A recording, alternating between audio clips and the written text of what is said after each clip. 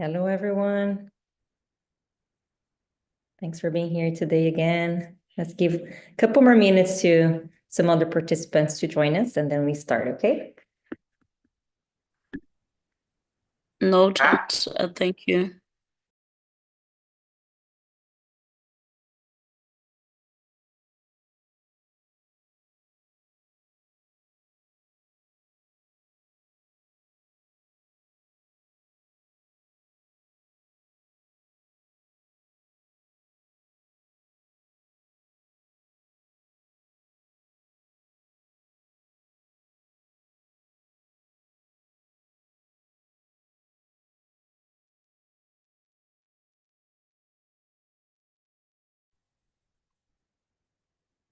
Fernando, let's start. Fantastic. Hello, everybody. Good morning, good afternoon, good evening. Thanks again for being here with us. Early hours, late hours. Future of Capitalism is welcome. All of you guys, we wish that you are all enjoying the program so far. Again, my name is Fernanda Corsi. I'm the MC of the program this year, and I'm also the Executive Director for the Institute of Sustainability Leadership at IESE. And you already know me, I guess, and you can text me if you need anything, especially if you're from IESE. Next, Ninji. Thank you. Some house rules, and I really appreciate you guys to please rename your names accordingly to what you see on your screen. Please, your affiliated school, underline your name and surname. Please, this way all the schools can track the participation of the students. So please, if you're from IESE, underline in your name. And if you're a guest, welcome here as well. And please guest, underline your full name.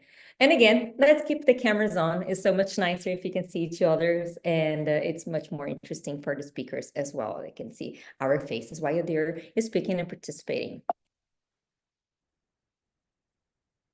So last session, we had the speaker Kalpana Akhter, who's the founder and executive director from the Bangladesh Center for Worker Solidarity. And we also had Professor Niloy Ramjan Biswas, who was our facilitator, and he's from the University of Dhaka. And we had a very interesting conversation about labor conditions, human rights, especially concentrated and focused in Bangladesh in this case. And I would like to share a couple of insights from last session with you. Please, Nanji, if you can go to the next slide. So if you participated with us, you remember that we had a very broad conversation, very intense in terms of these topics that I'm going to read. If you did not, please go back and review this session. So a couple of topics here. The Rana Plaza disaster in Bangladesh brought international attention to the country's unsafe working conditions and catalyzed efforts to regulate labor rights, such as the creation of the Bangladesh Accord and the Alliance for Worker Safety. These efforts, together with advocacy from NGOs and labor groups, have led to some improvements in factory conditions and worker safety. However, there is still much work to be done to ensure lasting change, including better enforcement of regulations, fair wages for workers, and continued pressure on global brands to take responsibilities for their entire supply chains. Global corporations have a moral and ethical obligations to assume responsibility, not only to their shareholders, but also to the workers in their supply chains and broader society. While it is not always feasible for companies to micromanage every tier of their supply chain, they can still establish strong standards, conduct regular audits, and enforce contracts that require these conditions. They can all think of the next contracts that they're going to take, right? And make sure that it's accordingly to this stakeholder mindset. Business education, when you're talking about it right now, should place greater emphasis on ethics, particularly regarding global supply chains, human rights, environmental sustainability, and corporate social responsibility. We should develop curricula that focus on sustainability and the global challenges of labor rights, environmental degradation, and social justice.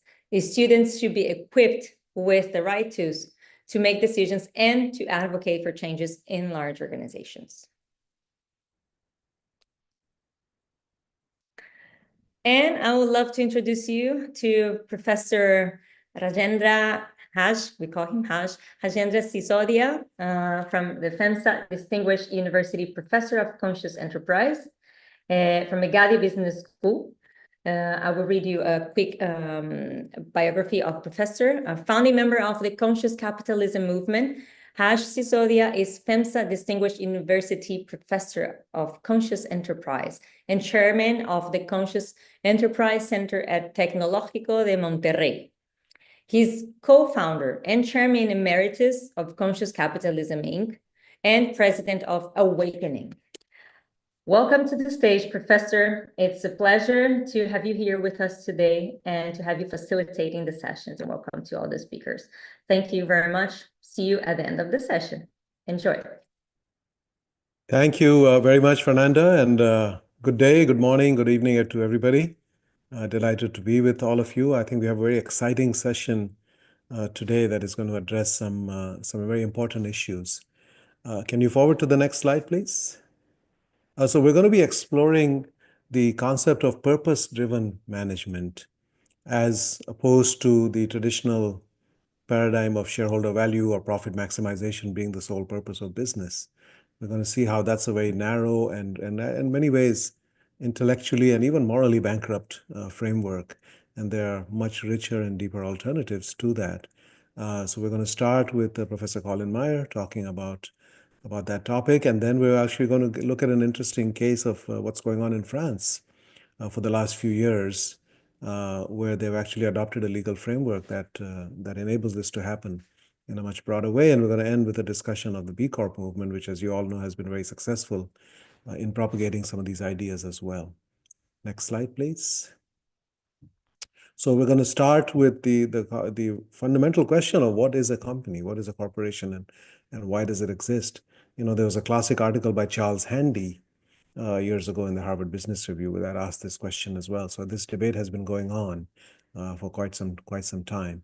And then we're going to get into the systemic aspects of this.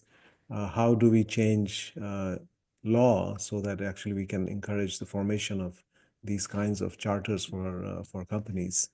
And we'll have plenty of time. We have very rich agenda with very well-known and accomplished speakers, but they're going to limit their time so that we have enough time for conversation as well. Next slide, please. So just to give a little backdrop from my perspective here as facilitator, you know, I'm, as was mentioned, one of the founders of the conscious capitalism movement. You know, as a business professor now for 40 years, I could see the pathologies of the way that we were thinking about business and the theories that business and economics were founded on. And those were leading to many, many negative consequences for many of the stakeholders. So while we were making money, but at the same time, we were causing negative impacts on stakeholders, customers, employees, suppliers, and then on communities and certainly on the environment. And so our movement started in 2008, Conscious Capitalism Movement. We're now in about 20 countries, 25 US cities. We published the book Conscious Capitalism about 12 years ago in 2013. So there's been some progress, but certainly a lot more that needs to be done along the lines that we're going to be discussing today. Next slide, please. So this is a cartoon many of you may have seen. It's funny, but also a little bit tragic to think about it. Yes, the planet got destroyed, but for a beautiful moment in time, we created a lot of value for shareholders. You know, this idea that is the only thing. Muhammad Yunus said we act as though money is the only game in town. There are many games in town. There are many things that make life worth living and make life beautiful. And if we just focus on that dimension, then actually we end up eroding a lot of other things and indeed putting our very future existence and survival, not only for ourselves, but for other species at stake on this planet. Next, please. And I think it goes back to the theoretical foundations, and I'm not going to go too far. I'm sure our speakers will address some of these things too. But the idea of Homo economicus being the basis for the field of economics, that we are interested purely in material, individual, short-term gains, And that's everything can be predicated on that assumption, that foundation. And that's really a very narrow understanding of what makes a human being. We are Homo sapiens. We are the species that has actually come to dominate this planet. And why did that happen? Because of some of these qualities that define us.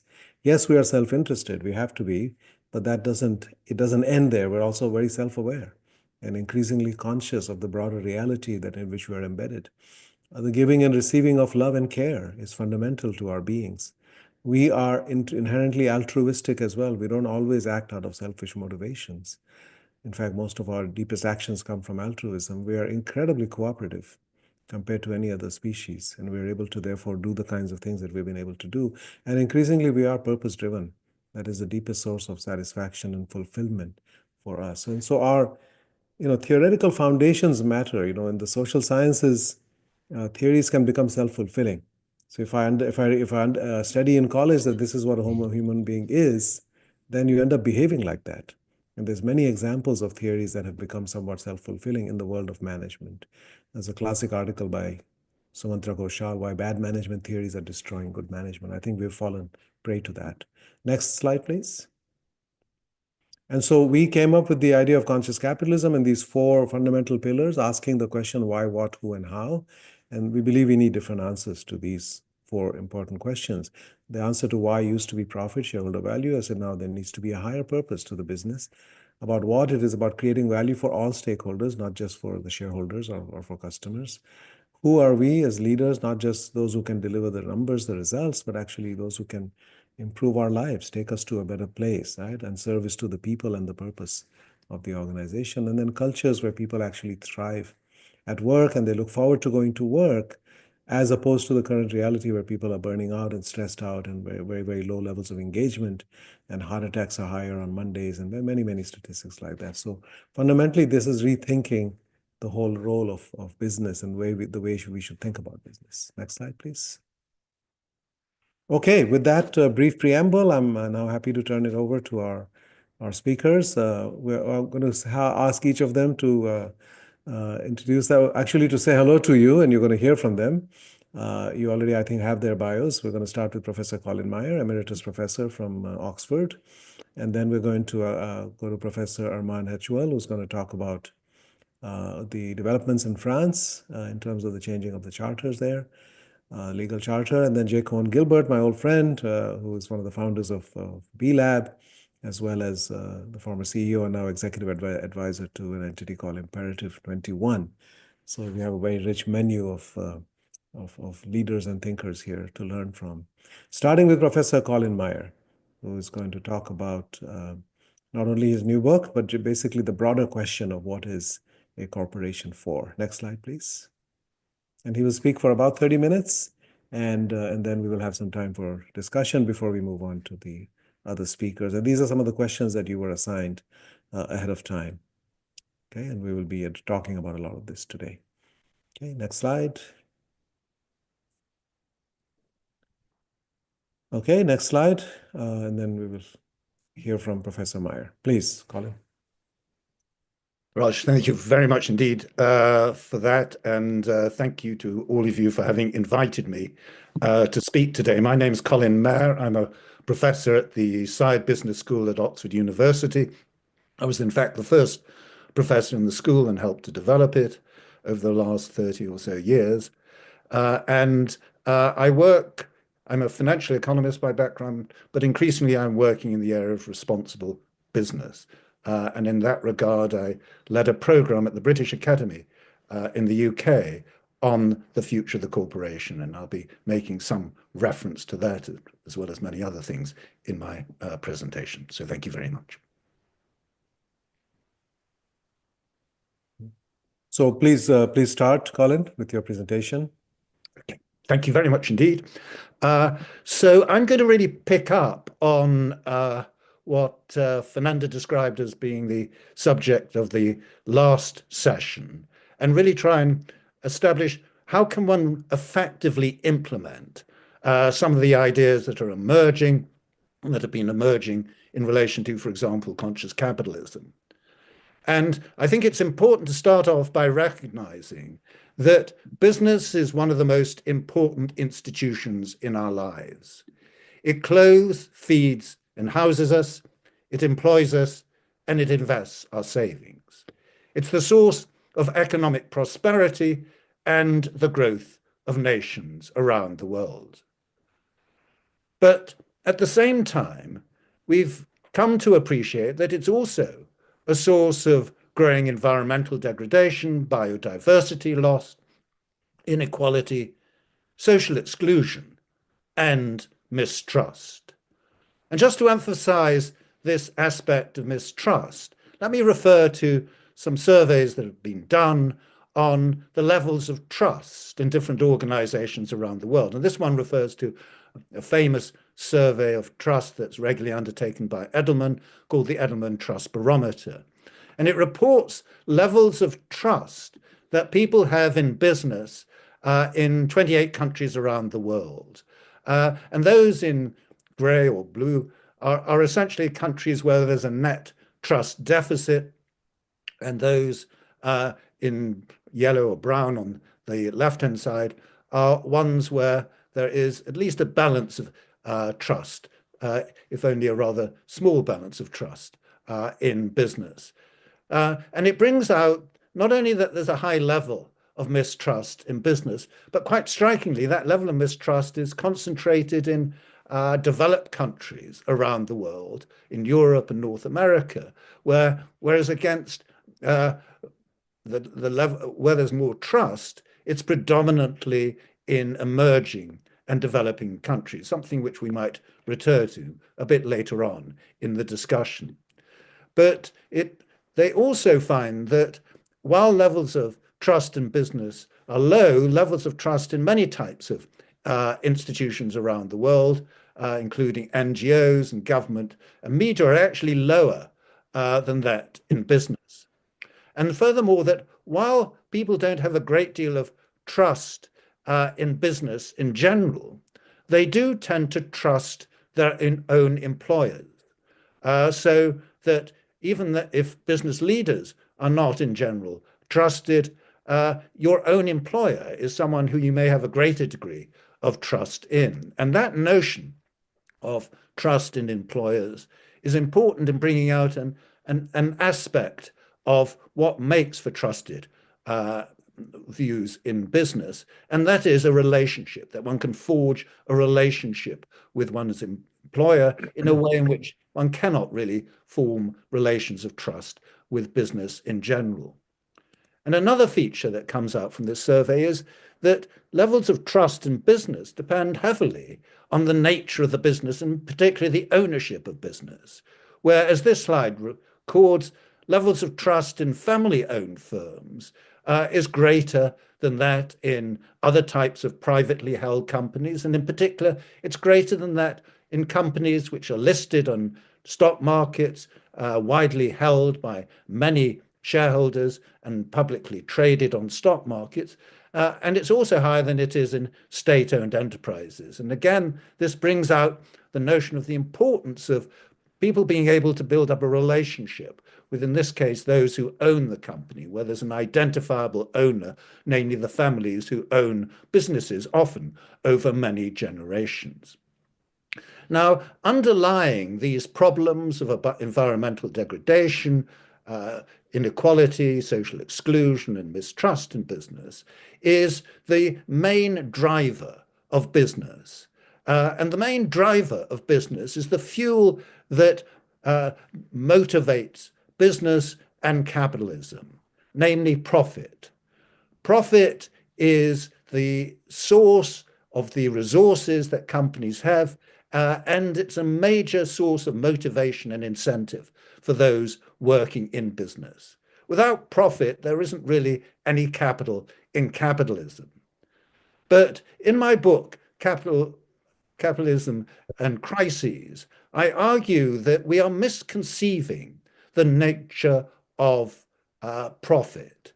We are, in essence, failing to recognize what the origin of the word profit, from the Latin proficere and profectus, really means. Those two Latin words mean to advance and progress.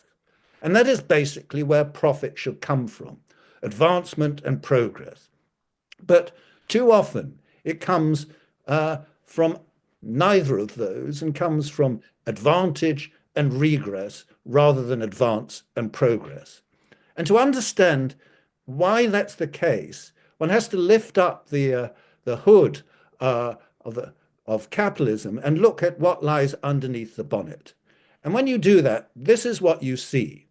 And what this slide shows is that the nature of profit, as we currently define it, is the difference between the revenue that a company earns, its earnings from what it sells, and its measured costs.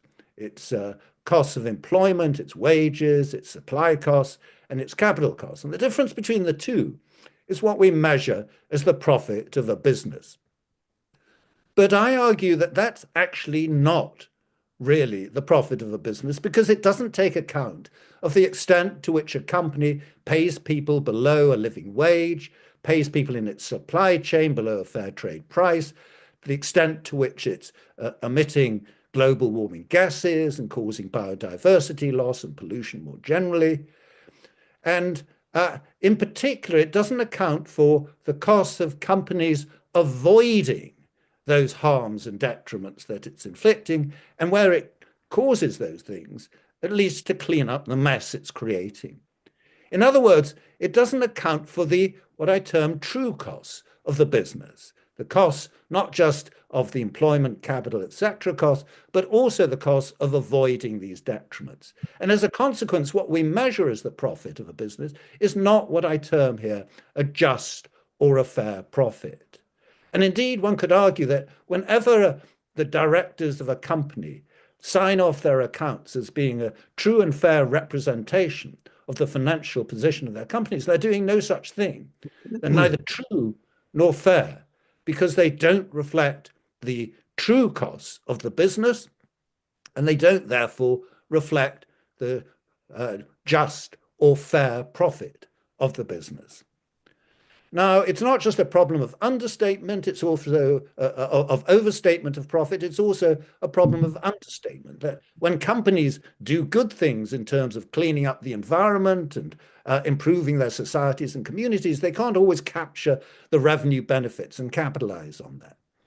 Now, we recognize these things, and they're very much talked about in economic terms as being what are described as being externalities. External to the business, they're associated with failures of markets, failures of competition, of regulation and taxation. But what I suggest in my book is that, on the contrary, these are not external. They're very much intrinsic and internal to a business.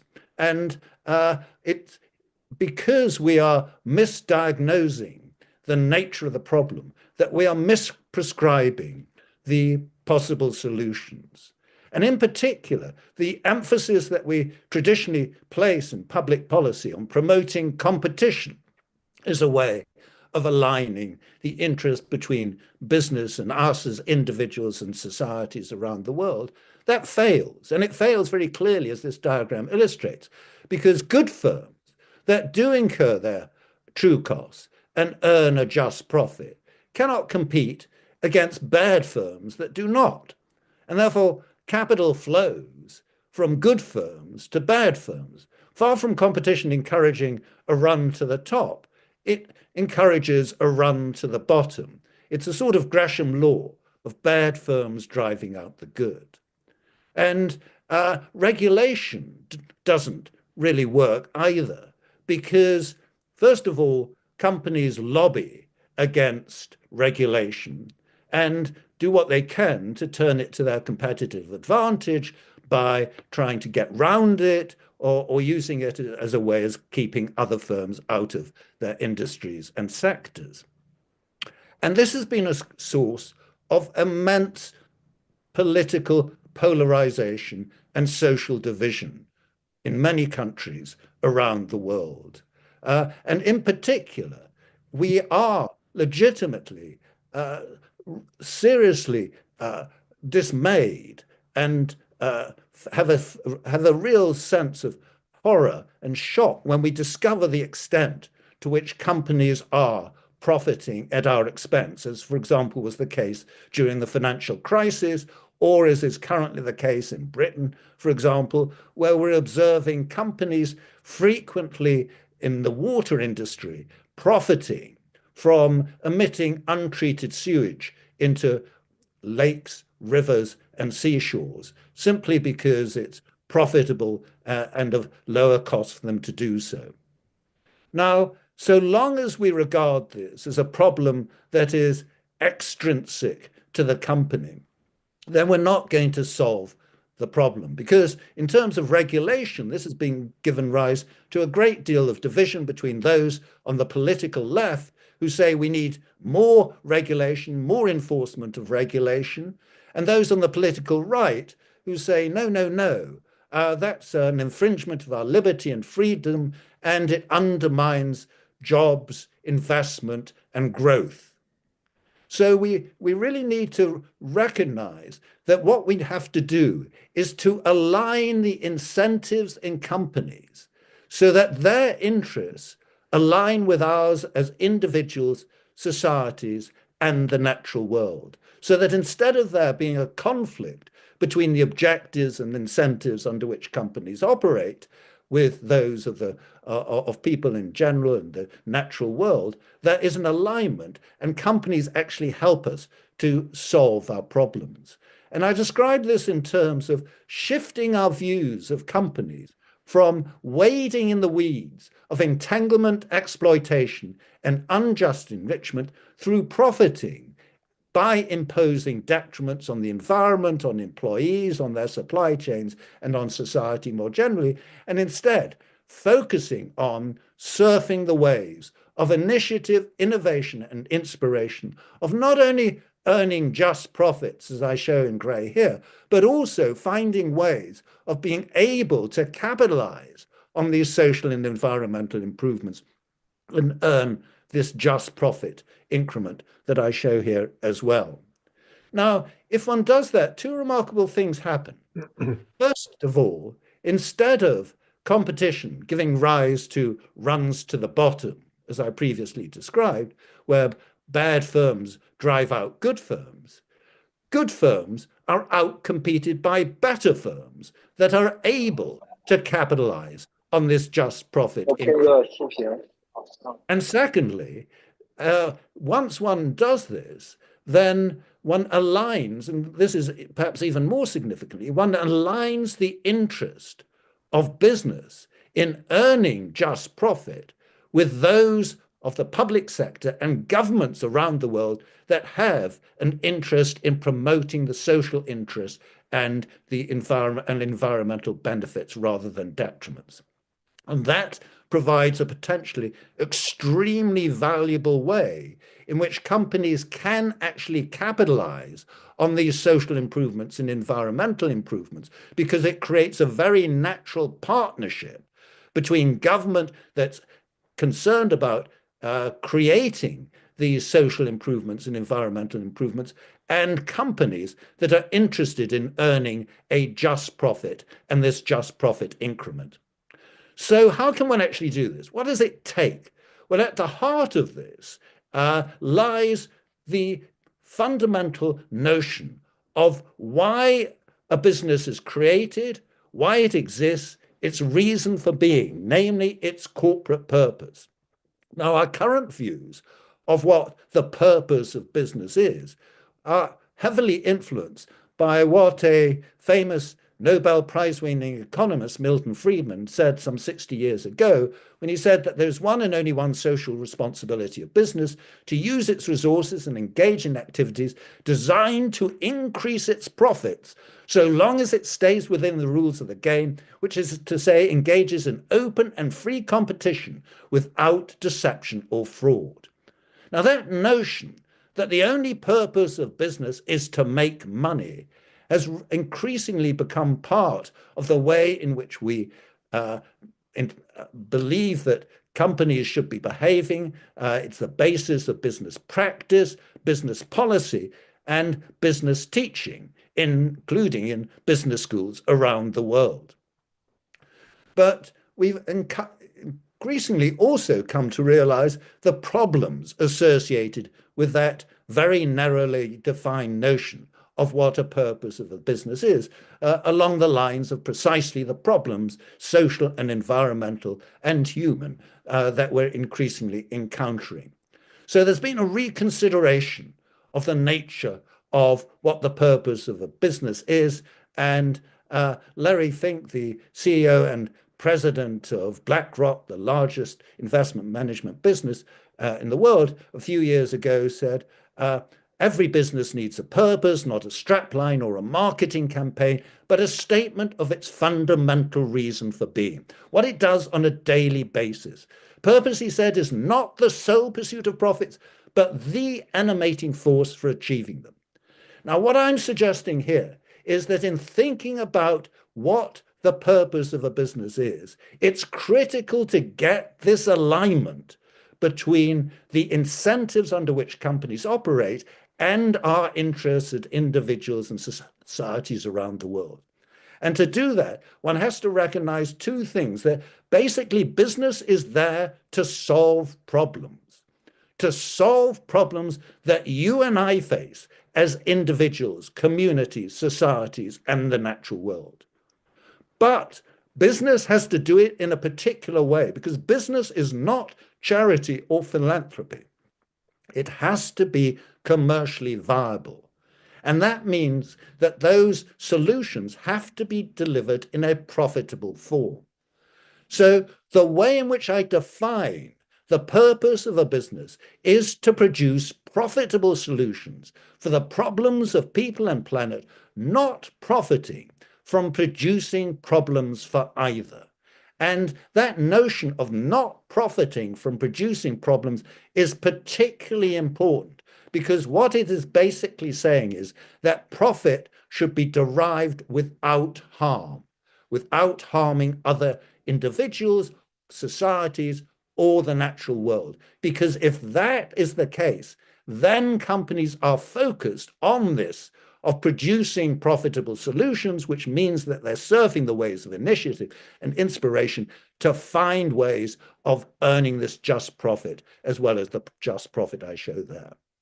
So this is the basis on thinking about, well, how does one actually really bring about this transformational change? What it requires is a recognition of what the real purpose of a business is, namely to deliver profit from producing solutions, not problems. And this, and we'll discuss this no doubt later on, this is quite different from what many people talk about, either corporate social responsibility or simply environmental, social, and governance factors. This is something that the boards of the largest and smallest companies around the world can really grasp, because it's talking about finding solutions to problems, solving problems. And that is precisely what the boards of companies think about, and it's the basis of the strategies that companies formulate. And secondly, it's focusing on not just producing solutions, but deriving financial value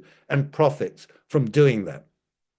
So let me just very quickly illustrate in relation to one company that has done this very effectively, and to demonstrate the power of this in terms of driving business in the future. The example I'm going to talk about is of a Danish pharmaceutical company called Novo Nordisk. Novo Nordisk makes insulin, which is used in the treatment of type 2 diabetes. Now, it used to think that its purpose was simply to produce insulin and to sell it at as high a profit as possible. But increasingly, it's come to realize that actually there's a problem with that. And that problem is that 80% of type 2 diabetes is found in low and middle income countries, many of which cannot afford to purchase its insulin. So what it did then was to rethink its purpose and recognize that its purpose was actually to help people treat type 2 diabetes, or even better, avoid getting type 2 diabetes at all. And it started working with hospitals, doctors, universities, governments, local authorities, and health workers to identify the forms of treatment and changes in lifestyle, and in particular nutrition, which would help people avoid getting type 2 diabetes. Now, you might say that's all very well and noble, but doesn't it undermine the objective of Novo Nordisk to make money? And the answer is no. Its business has boomed on the back of it. And it's boomed because increasingly it's become a trusted provider of products and advice on pharmaceuticals and health issues generally around the world. Now, this brings out, I think, three important points. The first one is to be clear about what the purpose of a business is, and to go on the sort of journey that Novo Nordisk did in terms of recognizing what its true purpose was. The second is to recognize that no company in the world can really solve major problems without partnering with others. In this case, Novo Nordisk partnered with hospitals and doctors and governments around the world, etc. And the third is that if one does this and really commits to a problem-solving purpose, it creates the most valuable asset that a company can have, let alone the rest of us, namely to be trusted, to be trustworthy, to be worthy of the trust of us as employees, as societies, as suppliers, and community at large. And that is incredibly beneficial for companies because it means that it has a more loyal set of employees, more loyal customers, more engaged suppliers, and more supportive communities and societies around the world. Now, in Oxford, we've been developing a way to think about how one really helps companies to produce profitable solutions for problems of people and planet, not profiting from producing problems for either. And we've created a framework which we call the SCORE framework, where the 5 letters of SCORE are the basis on which to really take this forward. And the first letter is to do what I just described in relation to Novo Nordisk, simplify the corporate purpose to bring real clarity to it. The second letter is to connect it to the company's strategy so that it's the real driver of what a business does. It's not just something that they do on the side like corporate social responsibility. It's absolutely core to the business, as Larry Fink described it. And it's also connect in the sense of connecting the company to other partners with which it has to work in terms of solving those problems. The third letter is about ownership, not just the formal ownership of the company, but also a notion of ownership of everyone in the organization, from the board to the shop floor, recognizing the importance of the corporate purpose and the role that they are playing in contributing to that corporate purpose.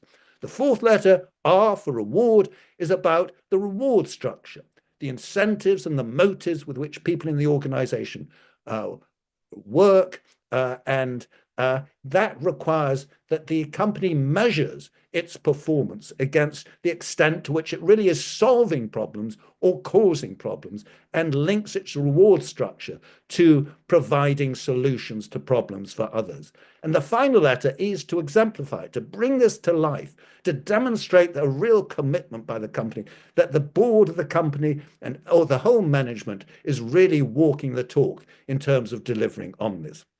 Now, what I want to just end by doing is to really bring out the fact that this is tied into a lot of the debates that are currently going on about the ways in which one should get companies around the world to measure their performance. For example, there's a lot of discussion that's going on at the moment about the extent to which the European Union is getting companies to report on their environmental and social performance, and the extent to which they should be regulated in terms of doing that. And there are international standard setters, such as the IFRS, that are really trying to impose this on companies. But the main point that I really want to emphasize is that what all of this should be doing is to focus on aligning the profits of companies with them delivering on benefits, not harms, to others. And what I suggest in my book is that this actually requires a really quite straightforward way of accounting for this. It's no more than traditional cost accounting, but where one recognizes what the true costs of a business are and what the costs that companies should be reporting and ensuring that they incur to avoid imposing detriments on others.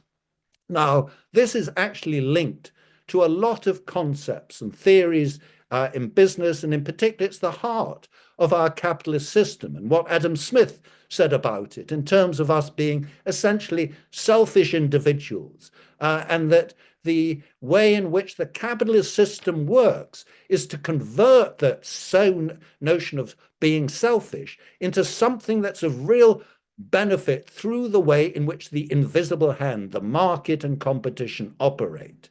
But he also recognized that this depends on us being moral individuals. In his theory of moral sentiments, he sets out the notion of the moral nature of our conduct, which is needed to ensure that one really does bring about these benefits. And in particular, what he stated in The Wealth of Nations is to link this notion of our individual morality with what actually goes on in the markets and in competition and in companies. One has to look to the law to being the mechanism which ensures that we as individuals and parts of society do not benefit at the expense of others.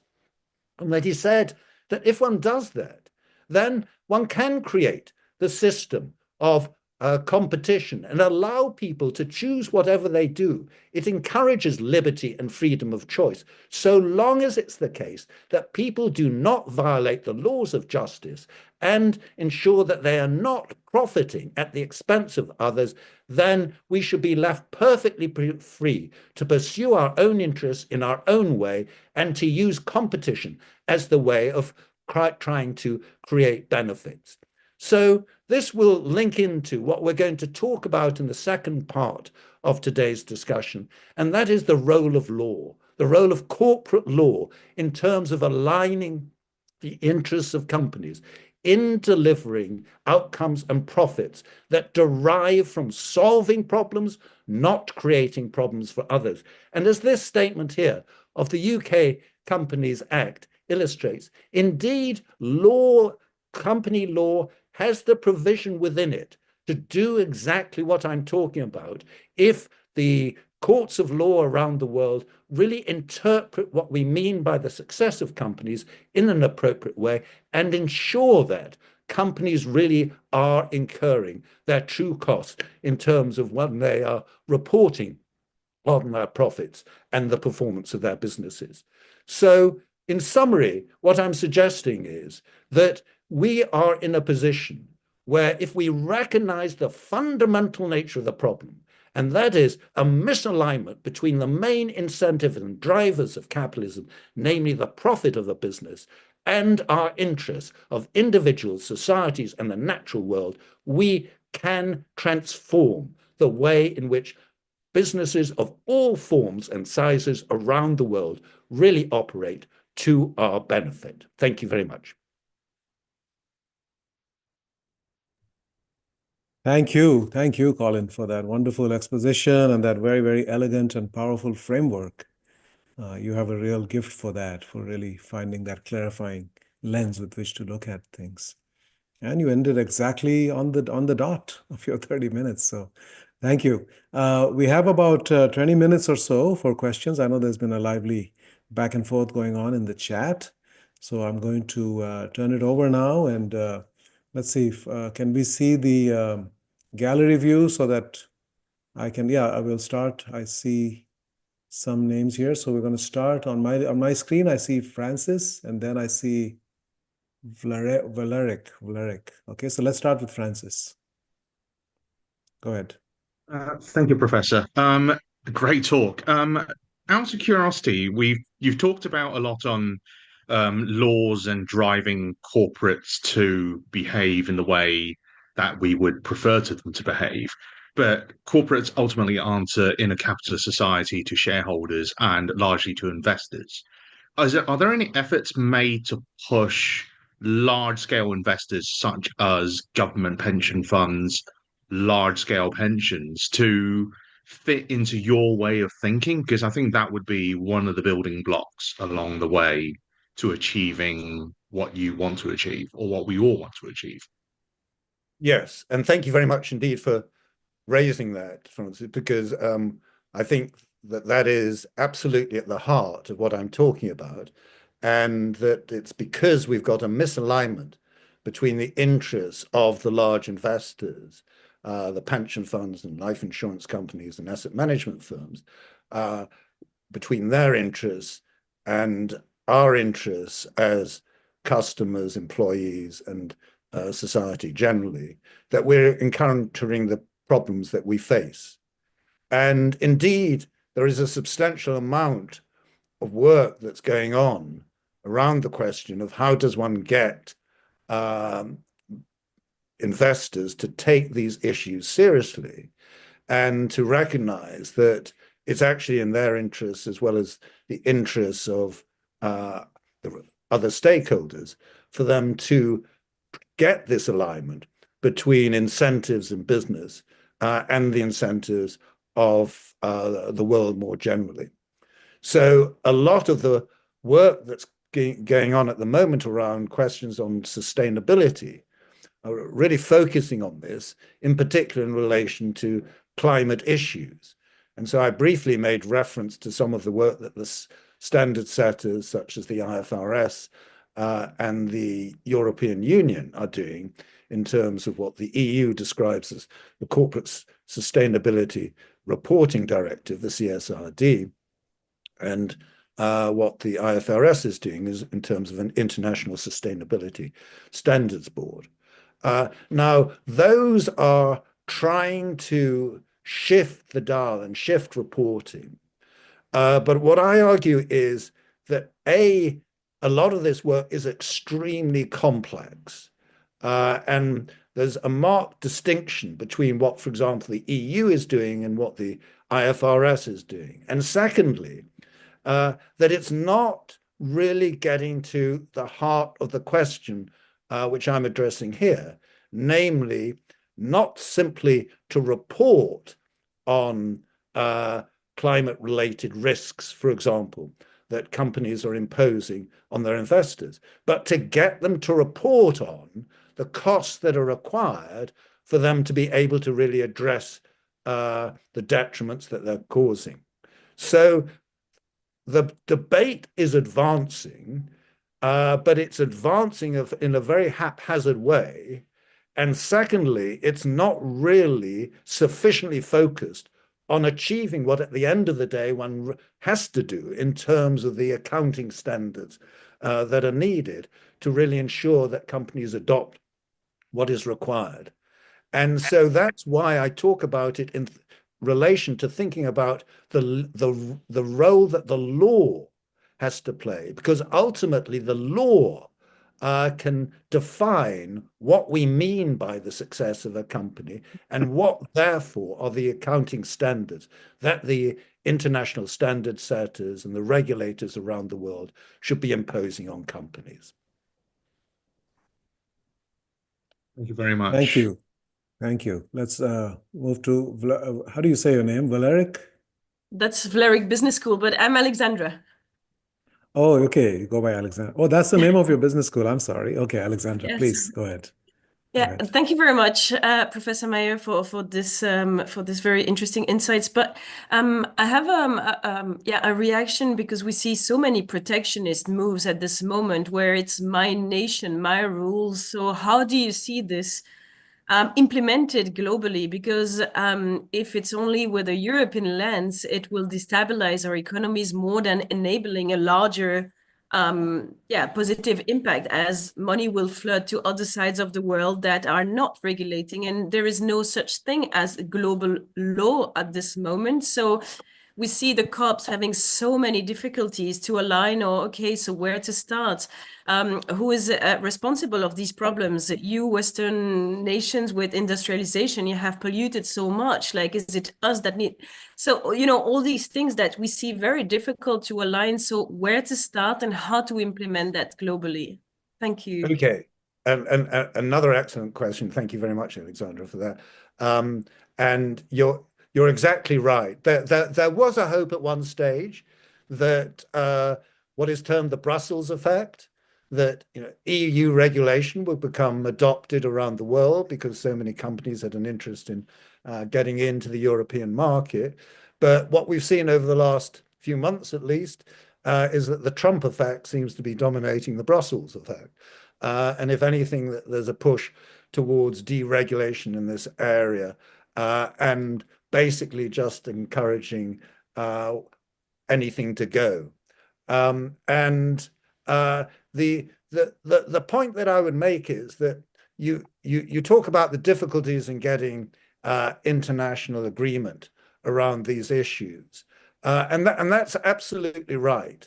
And one of the reasons why there isn't sufficient agreement on this is that there hasn't been sufficient clarity about precisely what needs to be done and what it takes to do it. And so Milton Friedman made one other statement, which in many respects I perhaps agree with a bit more than the one he made about the profit of a business, when he said that only a crisis, actual or perceived, produces real change. When that crisis occurs, the actions that are taken depend on the ideas that are lying around. It's therefore our duty, he said, to develop new ideas, keep them alive and available until the politically impossible becomes the politically inevitable. So I'm afraid to say that the likely scenario is we go through the Trumpian type experiment by which everyone deregulates left, right, and center. It creates an obvious acceleration of environmental catastrophes. It also, perhaps even more seriously, creates immense levels of social division. And we have a growing number of crises, as I talk about in my book, before there's a recognition that we're on the wrong trajectory and we need to have a different approach taken. And that actually the approach that can be taken is a relatively straightforward one that can be adopted around the world. The notion that companies should incur their true costs and not profit at the expense of others is a simple idea that everyone can grasp and understand. Again, as I was suggesting earlier on, whenever companies don't do that and profit at their expense, there is outrage when it's revealed. Okay? So this simple notion is one that I think if one starts to project, it can become, in particular, adopted by courts of law around the world. And one of the things that I'm actively doing, in addition to working with governments around the world, is to work with the commercial courts around the world in terms of how they should interpret the notion of success in corporate law. And they are increasingly recognizing the need for them to do that because they're coming up with more and more cases being brought by aggrieved parties in relation to this issue, and that they're finding they're having to adjudicate on this very issue. So I'm afraid to say we are going to go through many more increasingly severe and frequent crises, but that will hopefully, as Milton Friedman suggested, then bring people to their senses. Thank you, Professor. Thank you. Thank you. We're going to go to Sanjoy next, and then Matome. Professor Meyer, thank you very much for a very insightful talk. My first question was already addressed by Alexandra before, so I had a question around the impact an individual country having promulgating laws which will prevent or which will guide corporations to do something, but if there are no global institutions to enforce globally accepted either in taxation or around sustainability or any other policies, it will be very difficult. Capital will flee from to the place of least resistance. But my primary question was only on the chart which you showed, where there was a difference in credibility or trust in corporations between, and there was a marked difference between the developed world so UK, US, and the developing world. The developing world, or the less economically developed part of the world, more trusted the corporations. How do you attribute, what is the rationale behind it? And is it something reflects on the wokefulness, and I do not use the word pejoratively here, of the Western society? Okay, well, that's an excellent question. Just before I answer that, let me just come back to your first point about the inability of individual countries to act. And let me just say that the case that I refer to, the Novo Nordisk, is a Danish company, and Denmark actually demonstrates that that is not necessarily the case. Denmark is a small, open economy, which you might think is in the worst possible position to really go against the grain. But it has been going exactly against the grain in terms of basically its corporate law. Because one of the features that I didn't describe about Novo Nordisk is it's a listed company traded on the New York Stock Exchange and the Danish Stock Exchange, but it's owned by a controlling shareholder, which is the Novo Nordisk Foundation. It's actually owned by a charity or a foundation. Now, Denmark happens to be the country in the world where there are a greater number of foundation enterprises than anywhere else. And that reflects the nature of its corporate law, and the fact that Denmark has introduced a corporate law where companies are owned by charities that have as their purpose to promote success through delivering benefits, not detriments to others.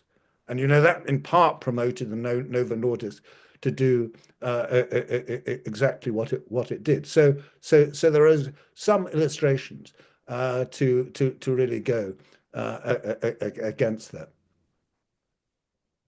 So sorry, can you just remind me of what your I've now forgotten what is your main? No, my question was the difference in trust between the developed and the developing countries. Oh, yes, okay. Sorry, yes. What explains the higher level of trust in developed countries? So one explanation for that is that trust in business is relatively high in emerging and developing economies, because trust in other institutions is particularly low. Okay, so that the level of trust in terms of government, in terms of solving problems, is particularly low in the developing and emerging world, and therefore levels of trust in business are relatively high. So that's a slightly negative interpretation. A more positive interpretation is coming on to the other observation I made, and that is that family businesses are more trusted than other types of businesses. And one of the features of ownership around the world is that the most common form of ownership of companies is actually family ownership. And in the case of family ownership, as I was saying, first of all, it tends to be longer term in nature. And secondly, it tends to be of a form where the family, because they live in the society where their business operates, has a stronger sense of responsibility to the society and the environment within which they function. So that there is a greater degree of responsibility associated with a type of ownership which is particularly observed in developing and emerging countries around the world.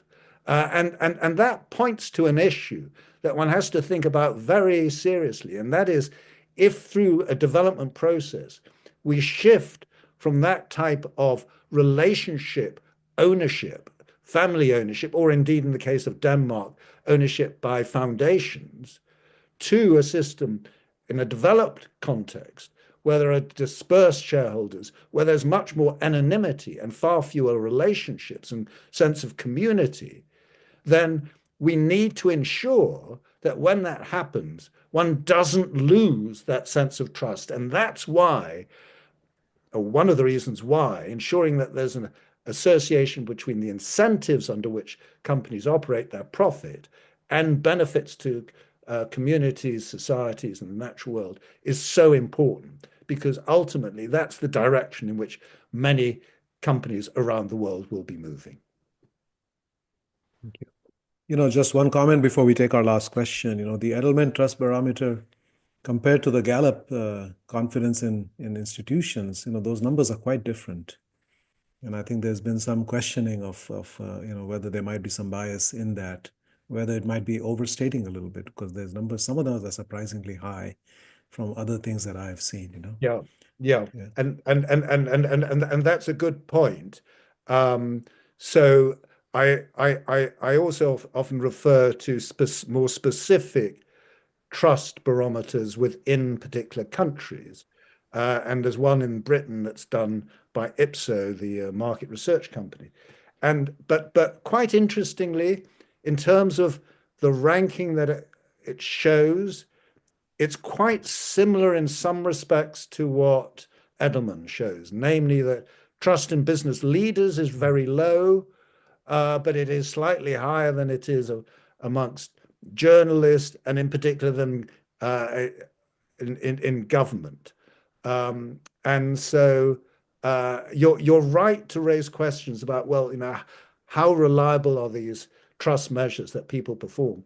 But I think there is the general message that trust in business is not great, but at least it is in general greater than that in government. That probably that is true. Yeah, that holds even in Gallup. Thank you. Matome, the last question for this module. Thank you, Professor. So I'm busy thinking about the notion of moving away from profit, business being focused on profit, being income, less expense, to business focusing on problem solving in a viable way. And I'm thinking about the multiple stakeholders that business is responsible for. And I think one being the shareholder has already been addressed by Francis. So there's another key one, which I think is the employees. And oftentimes, the desire of employees to maximize also on the money they make out of the business may very well drive the behavior of business, chasing after profit in terms of monetary terms than focusing on the problem solving for solution. How do we then go about changing this behavior to make also employees see their part not only as making money out of working for a living, but also contributing to solving societal problem? Thank you. Okay, thank you. That's a great question too, and the answer is it's really central to what I talk about in the book in terms of how does one get an alignment within a business between the objective of the business, the purpose of the business, and what people feel themselves as doing or should be doing on a daily basis. That there has to be a sense of real ownership, as I described it earlier on, of the company's purpose, a recognition that this notion that the company is there to solve problems and to profit from solving problems and not creating problems for others, and a real belief that that is actually what drives the business and what will drive their success in the business and the basis on which they'll get paid, rewarded, and promoted, etc. So it has to be reflected in the values and the culture of the organization, so that there's a sense that this is really what the company stands for. And it has to be reflected in the way in which the company measures its performance. The way in which people who work in a particular branch or division of a company feels that their performance is being evaluated. Okay? So this notion of a company as being there to solve problems is something that people right down at the bottom and the shop floor, operating in the communities, feel is the way in which they should be interacting with others, the way in which they should be interacting with their customers, the way in which they're interacting with their suppliers and their local communities, that they are trying to identify what are the problems that those various parties really face. What is it that the company can do to help address them? How can they find commercial ways of doing so in a form that is profitable for the business? Okay, so it, in other words, involves delegating decision taking, empowering people lower down in the organization who are working in communities in different places in the world to really gain an understanding of the nature of the problems that the company should be solving, the nature of the problems that the company is creating, and the way it should avoid creating problems and ensure that it's actually profiting from solving, not creating problems. So that notion of delegation of authority, entrusting people lower down in the organization so that they can place trust in those outside of the organization, that is absolutely critical to achieving what I'm talking about here. Thank you. I see we have one more question. If we can make it quick, Emmanuel, then we'll entertain that question. Please go ahead. Thank you. Thank you, Professor, for the great lecture. And I know Francis and Meteme already asked part of my question, but while answering this question, you also brought up another question, the last question you were answering for Meteme, and it is the problem of that trust and working and making sure that they have a motive, or companies that will probably attract people in solving problems. Will it be fair to say that while they are working to solve problems, they might also be causing problems elsewhere?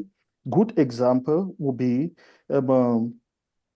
colonization, exploitation of resources, underpayment, and I'm thinking about creating an issue of electricity. It might also be exploring uranium somewhere else while people are suffering right there. It brings, I know you've mentioned about that wealth and inequality, which it also promotes. And it makes me to also think about what is currently going on in Ukraine and thinking about getting rare earth and everything. So will it be fair that the objective might really be clear, solving a problem that you see it is very viable in the society, but it is also very detrimental in a large bulk of population elsewhere? How far do you agree with that? Okay, so again, Manu, thank you very much. That's also a great question. And the answer is that is precisely how I see the nature of business and the way in which business should operate. And I'll come back to my notion of the Latin origin of the word profit, of advancement and progress, that it should be about advancement and progress. It's not about being in nirvana and having achieved an ideal outcome straight away. That's just not a feasible way of thinking about business. That it's basically a process. It's a process that companies, in general, when they're set up by their founders, have inspiring ideas as to how they can really solve a problem. And that's the way in which they can create a commercially viable enterprise. But that over time, they then, in the process potentially of solving those problems, they create other problems. And one can think of not just the examples that you were talking about in terms of colonization and energy supplies and uranium exploitation, etc. But in terms of some of the largest companies now in the world, like Google and Amazon and Facebook, they were all created by very inspiring leaders that had the notion of solving major problems. For example, in the case of Google, giving us access to knowledge around the world, not just creating an internet search engine. But in the process, they nearly all create problems as well as solving problems. And Facebook, Meta is a clear example of that. The original idea of allowing us to network socially with each other is obviously a commendable thing, but then we've realized that it's creating immense health and mental problems for people.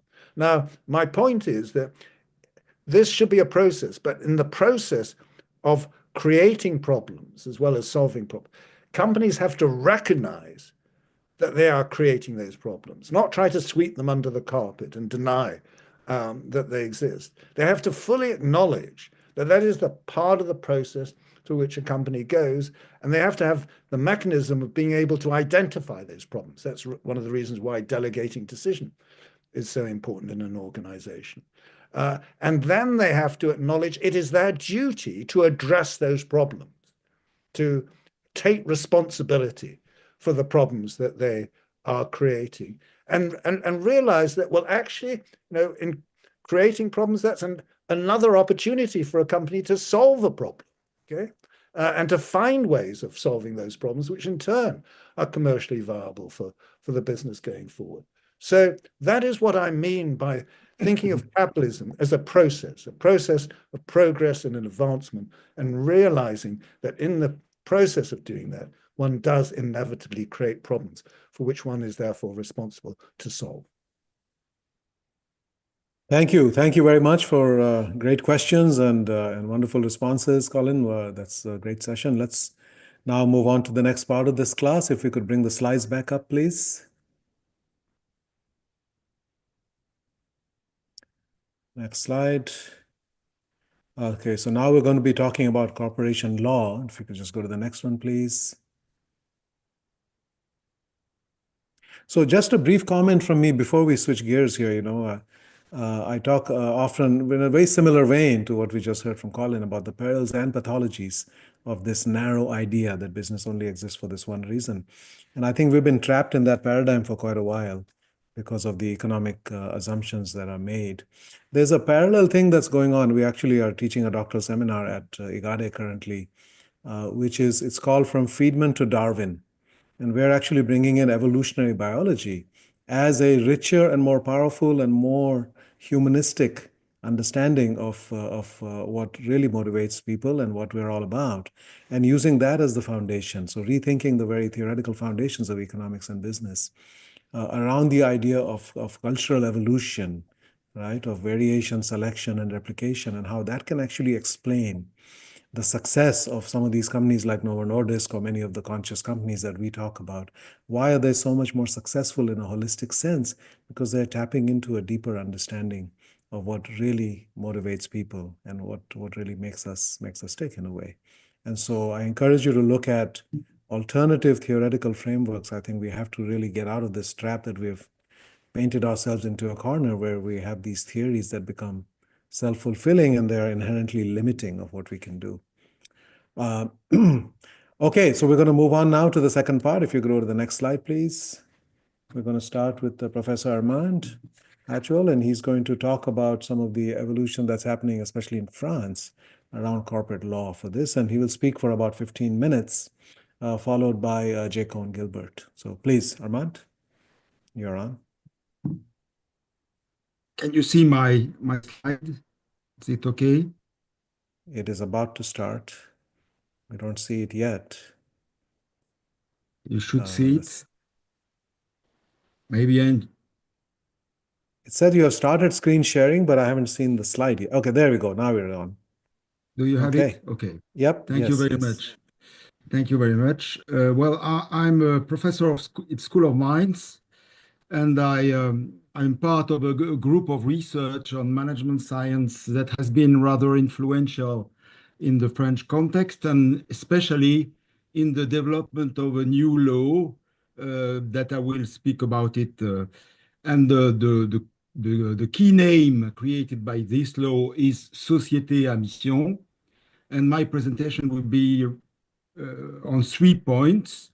First of all, I will explain the legal model, how is it built, and how this Société à Mission is defined in terms of commitments, of responsibilities, and also of audits.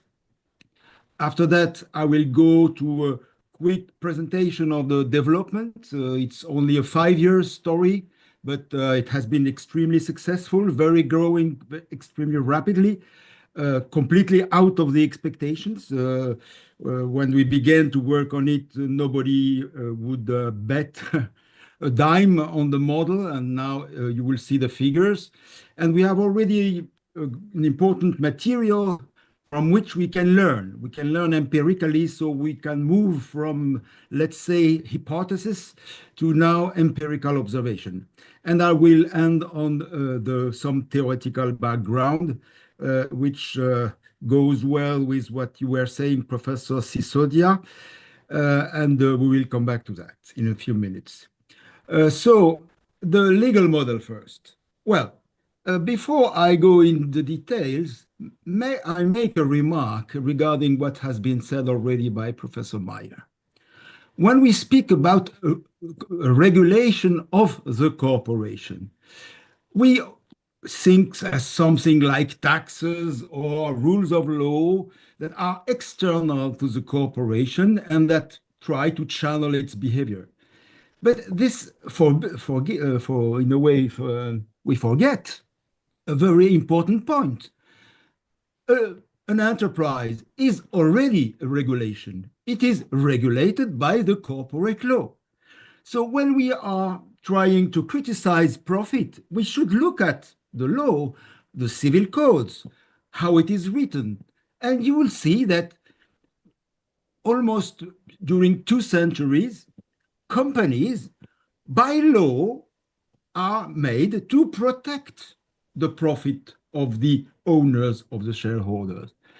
Even if there is various interpretations which are possible from this fact, all the prerogatives, all the mechanisms that are embedded in the law go toward this point. So even if you are an extremely altruist person, if you have built yourself into the classic model of the corporation, you cannot protect a purpose. It will be extremely difficult. And this is a key point that led France, after some proposal, to create in the commercial code, but even larger than that, a société à mission. Société is not only corporation, it's not only business. It can be a cooperative, it can be a social enterprise. All these forms are société. But now they can publicly claim to be société à mission if they fulfill specific commitments, which are going to describe. So we offer the possibility of companies to say who they are. Who are you? Just tell us your purpose. And if you adopt the new law, the purpose will be protected. So first task is to describe this purpose, as has been said already, as a system of objectives which have to be verified, which can be verified. So this type of mission are decided because it is a voluntary effect by a qualified majority of shares of its operatives. You can build the same type of control, and see that this purpose now is statutory, built in the definition of the corporation. So it is mandatory not only for the managers, but for everybody in the company. And even it is mandatory for the shareholders, unless they change it, to defend the purpose. Second consideration, it is that the law considers that the board, the classical board, cannot defend the purpose alone, because the board is elected by the shareholders. So you need to have another board, which we call the mission committee, which is designated by the shareholders, so they keep the power on it. But this mission committee is exclusively responsible for verifying the execution of the mission. And it has an extremely large power of investigation, which is very strange for people who discover the law. And the third element is that even if the mission committee is already in charge of verifying the execution of the mission, well, we added an audit by an independent third party every 2 years.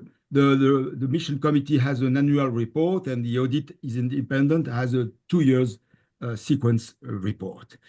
And what is the sanction? Well, the sanction is that if in 2 sections of audit you are not fulfilling your purpose, you will be cancelled to be a société à mission. And you can imagine that and it is by law, it has a binding effect. You can sue the firm, any party can sue the firm for non-executing its mission if this is judged harmful. And I come back to Colin Mayer's remark on not doing harm. Now we can interpret directly from the purpose of the company what means doing harm by reading the mission, as the mission says what has to be good or what has to be avoided.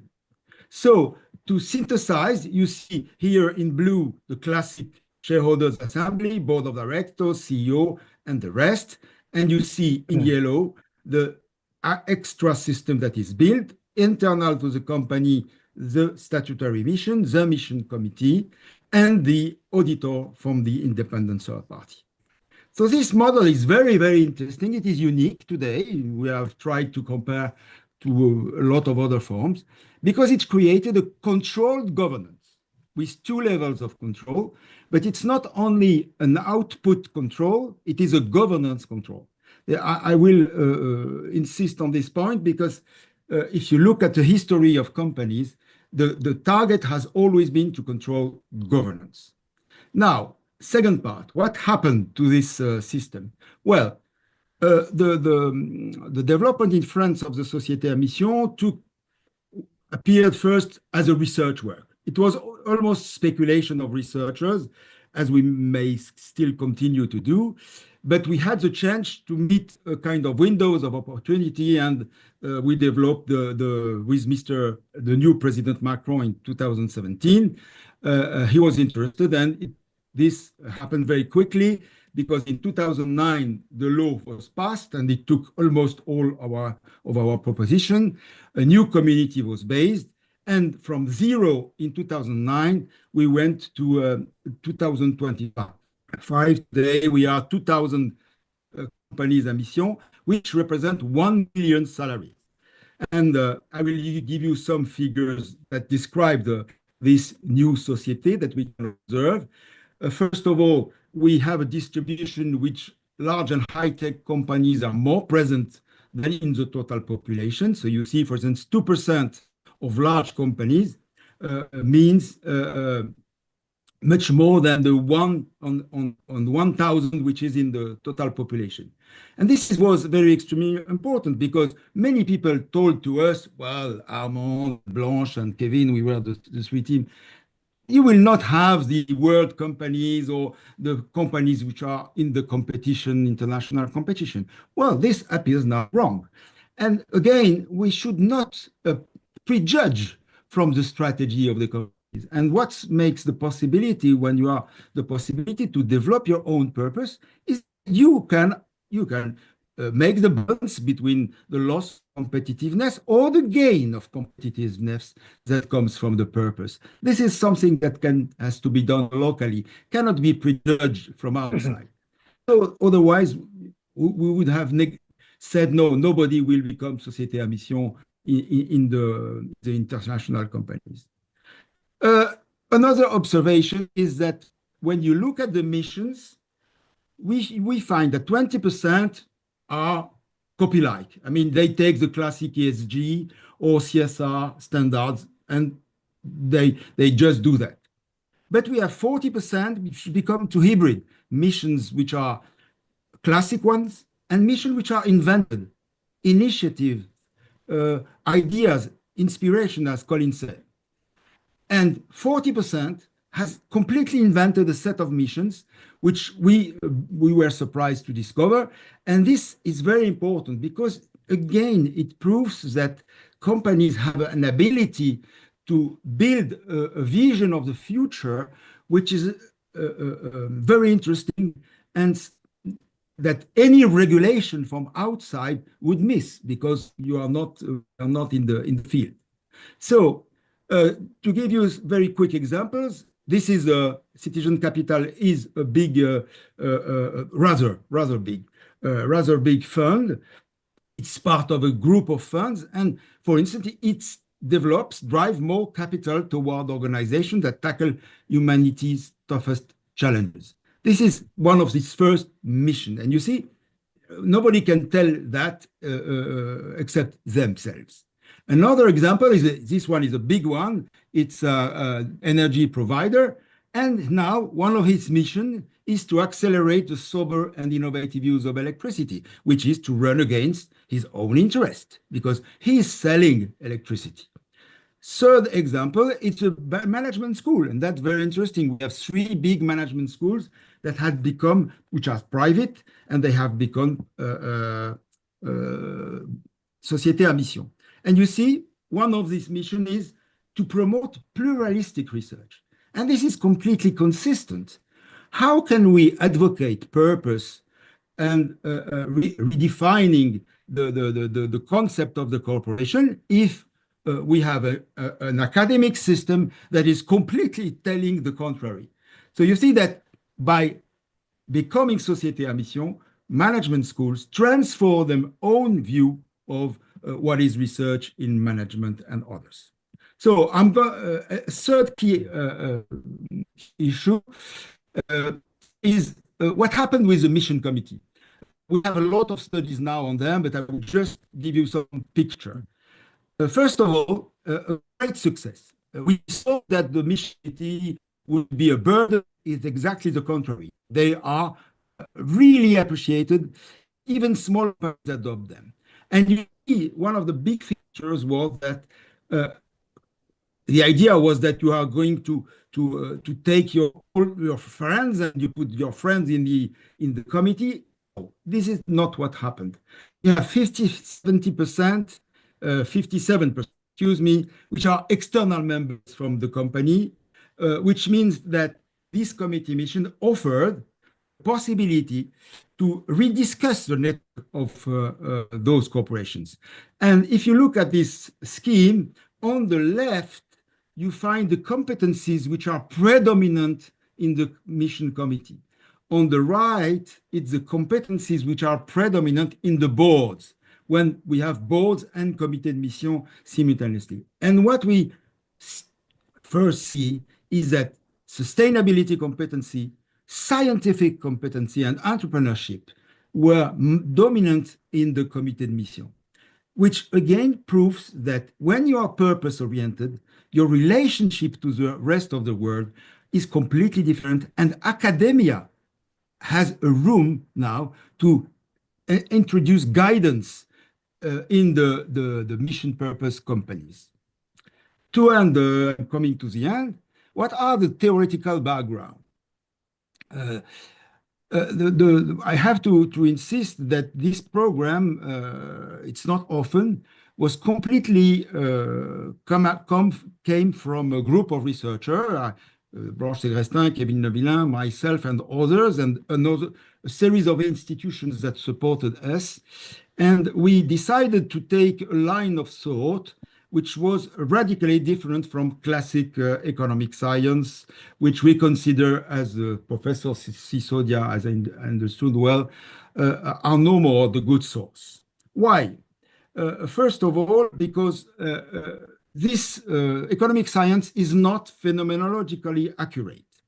The description of a firm as it is done in textbooks of economics is not false. Yes, it's partly true, but partly only. And if you are a scientist, you are not interested only on the kind of half model of the phenomena. You need to have a good representation of at least the main features of the phenomena.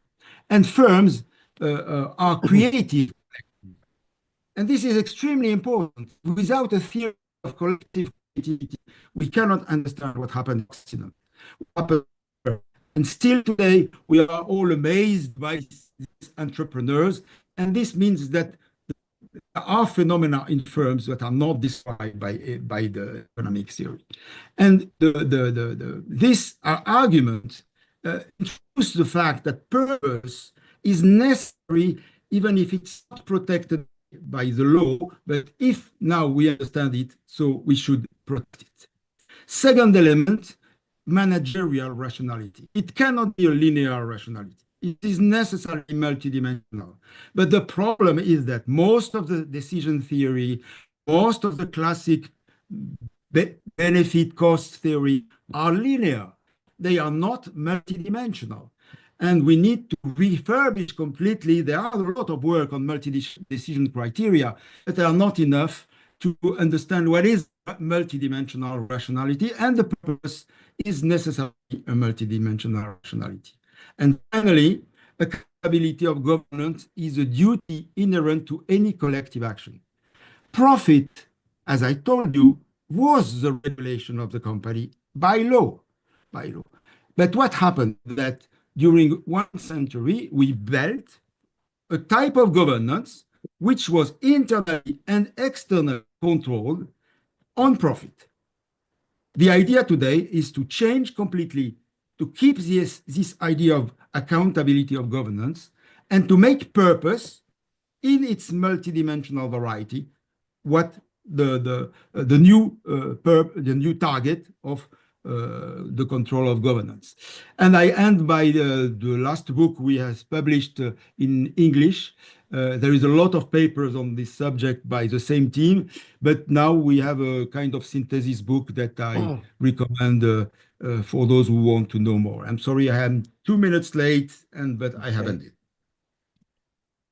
Thank you very much. Thank you and congratulations. I have to say, to have your ideas and your colleagues' ideas now become law in such a major way is very inspiring. And, for me, it's completely aligned with conscious capitalism, where you're putting a legal framework that enables companies to do that and be protected in some ways in the market. Like Whole Foods got attacked by activist investors, etc. Those kinds of things I don't think would happen if you were chartered in this way. So, and it's also bringing in some of what I talked about earlier. The beauty of the evolutionary perspective is you can do what's called multi-level selection. So what is good for the individual needs to be good for the group, good for the company, good for society, good for the planet. And we need to be thinking about all of those. And this is actually creating a mechanism, I think, where that can happen. We're going to actually go to the next speaker, and we're going to do a joint Q&A after that. So hold your questions, please. And let me introduce Professor Jake, not Professor, but Jake Owen Gilbert, who's going to talk about a parallel movement that has started some years ago to what we just heard about, the B Lab, and which has had a huge impact around the world. So Jay, please go ahead. I think we have about 12 minutes for your comments. Can you hear me and see the screen? Yes. Okay. I'm actually going to not talk about the B Corp movement too much, because you've heard from Professor Colomaire and Armand Hatchett a lot about the B Corp movement already, because all of the stakeholder governance and corporate law work that they described is actually a core part of what the B Corp movement has offered into the world. And in addition to the UK Better Business Act, for the UK Companies Act and the Société Mission in France, there are 8 or so other countries in the world that have passed laws to create a new model of corporate governance called stakeholder governance, like what you've just described. And there's 25 or 30,000 companies, in addition to the 2,000 in France of Société Mission that exist around the world. So Emmanuel and Dumu, you're right that the stuff that Armand is talking about, if it could get implemented around the world, it would be quite transformational. But I'm not talking as a professor, as an academic, as Brother Raj said. I'm an entrepreneur. Built a company called AN1, and then a community of companies called B Corporations around the world, and then a broader initiative that included conscious capitalism and other folks like Just Capital, CEOs for Corporate Purpose, called Imperative 21. And what I've learned in that journey is that everything we've been talking about today, which I care passionately about, and which I think is absolutely necessary, is, as many of you have already noted in the chat, is necessary and exciting, but it's insufficient and fragile. Because the focus of today's conversation has been about corporate governance. And I think, Francis Lee, you started off very quickly with the first comment in the chat, and you asked about institutional investors. And so one is we need to widen the aperture of our frame from corporations to the capital markets, which can incentivize or constrain corporate behavior. And then other people in the chat, including Claire Maher and others, have talked about the culture in which corporate actions take, either the internal culture with employees or the social accountability and the behavioral norms that exist in society. And those are the things I want to talk about briefly today and just sort of share them with you in terms of my own journey. My own journey on this, after building a company called And1 that gave 5% of profits to charity, is I was very inspired by this other company called Newman's Own that gave 100% of profits to charity. And so wouldn't that be great if lots of companies could do that? Unfortunately, folks, or fortunately, I should say, folks disabused me of the conceit that giving more money to charity is going to be the solution. And it was about a more comprehensive way to look at corporate performance. And hence the B Corporation model was born. There's now over 10,000 companies in 170 countries in every industry around the world, from large multi-billion-dollar multinationals to small tech startups. They've received billions of dollars of capital and have achieved unicorn valuations. And they all have not only aligned to this declaration of interdependence, that all business ought to be conducted as if people and place mattered, and that their products, practices, and profits should aspire to do no harm and benefit all. But they've also all adopted the legal structure that Professor Colin Mayer and Armand talked about. And they've done that to the extent that it's possible in all those countries around the world. However, that's not enough, because that's talking about individual companies, and it's not talking about the system in which those companies exist, which is why we, B Lab, which is the nonprofit behind the B Corp movement, partnered with other organizations like Conscious Capitalism to create Imperative 21, which believes the imperative of the 21st century is to drive systems change, not just behavior change, because the individual behaviors are constrained when we live in a culture of contrary norms and a system with misaligned incentives, as Professor Mayer said. So we worked with folks like yourselves, thought leaders from around the world and new innovators from around the world back in the summer of 2020 to co-create a series of imperatives for that economic system change. What would that look like if that new system came into being? And the three core principles that were crowdsourced from around the world, from hundreds of innovators, entrepreneurs, and thought leaders from around the world, we need to design our system for interdependence. We need to invest for justice, and we need to account for all stakeholders. And then the pathways within those three principles are there. I won't read them, but these are the design principles for a more equitable and just system that can sustain through the poly crises and take us out the other side. The challenge with that is that all of those systems exist inside of a culture. And the insight that Imperative 21 began with, and that I'm more and more persuaded by, is that all these incredible system thinkers, like Donna Meadows, that folks referenced in the chat, and her incredible book, is a Dana Meadows, about limits to growth, recognize that the hardest things to change are the mindsets that created the systems that most need to be changed. One of the greatest systems thinkers of our lifetime recognized that culture is upstream of systems. And I would say it's not only those who created those systems, but it's those who manage those systems, which is you, because you're the current and future business leaders of our world.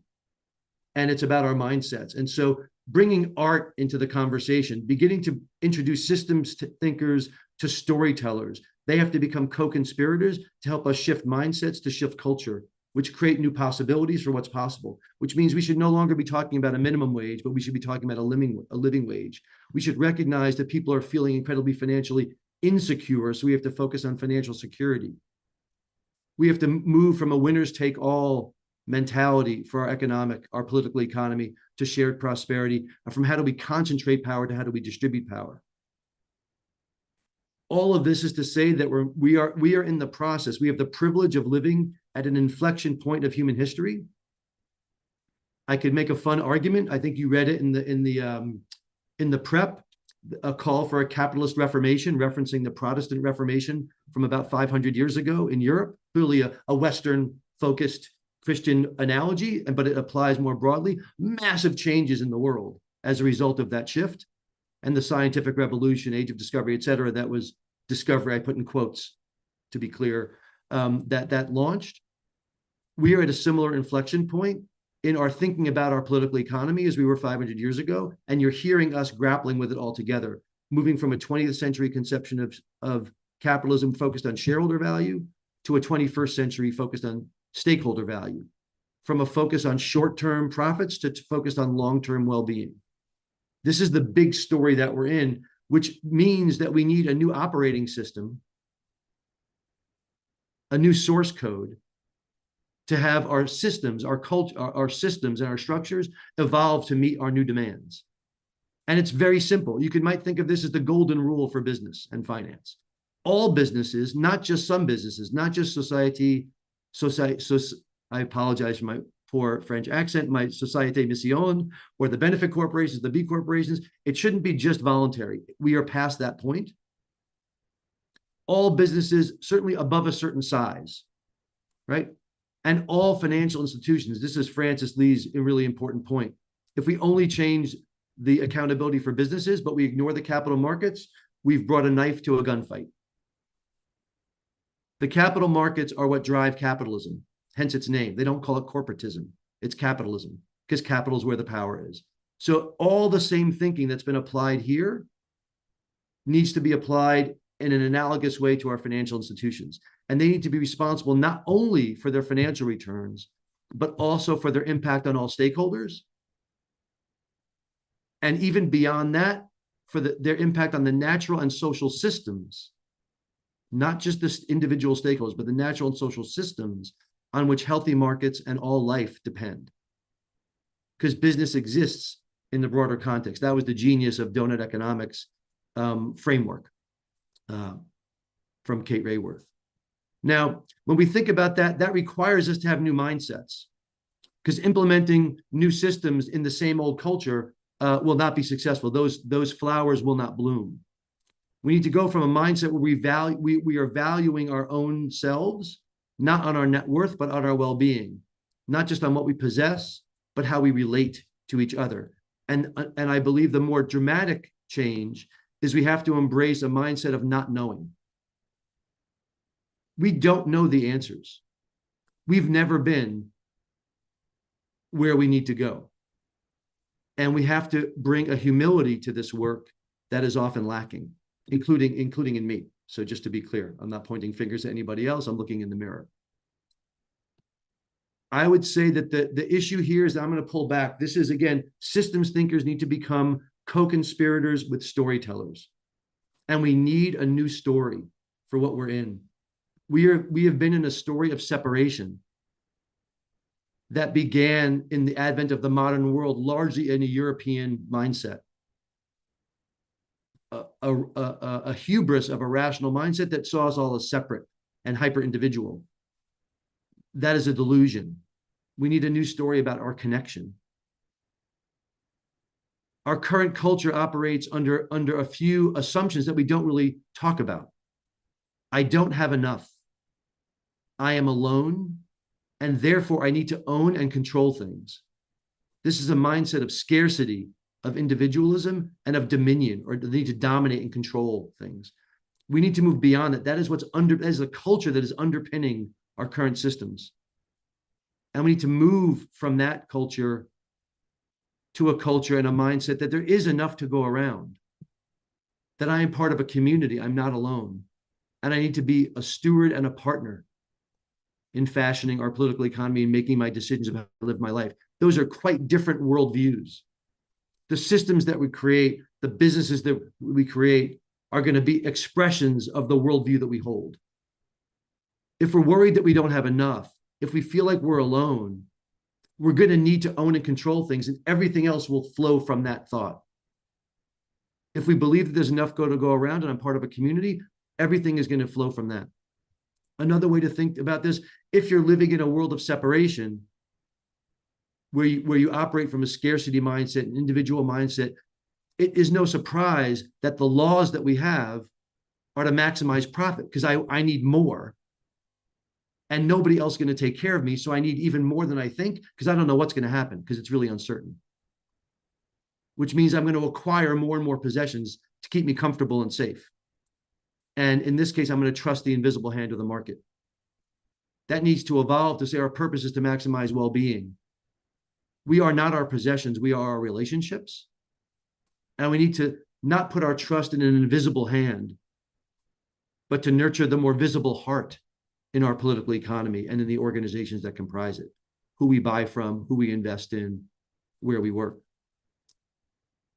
Whatever got us here, as Professor Mayer said, there's a lot of good that has come in those last 500 years. It's not all shadow, there's plenty of light, but what got us here is not going to get us where we want to go. And that same story of moving from separation to connection means we have to change our mindset from the typical hubris of people like me, and often people who look like me, is I know and I'm certain.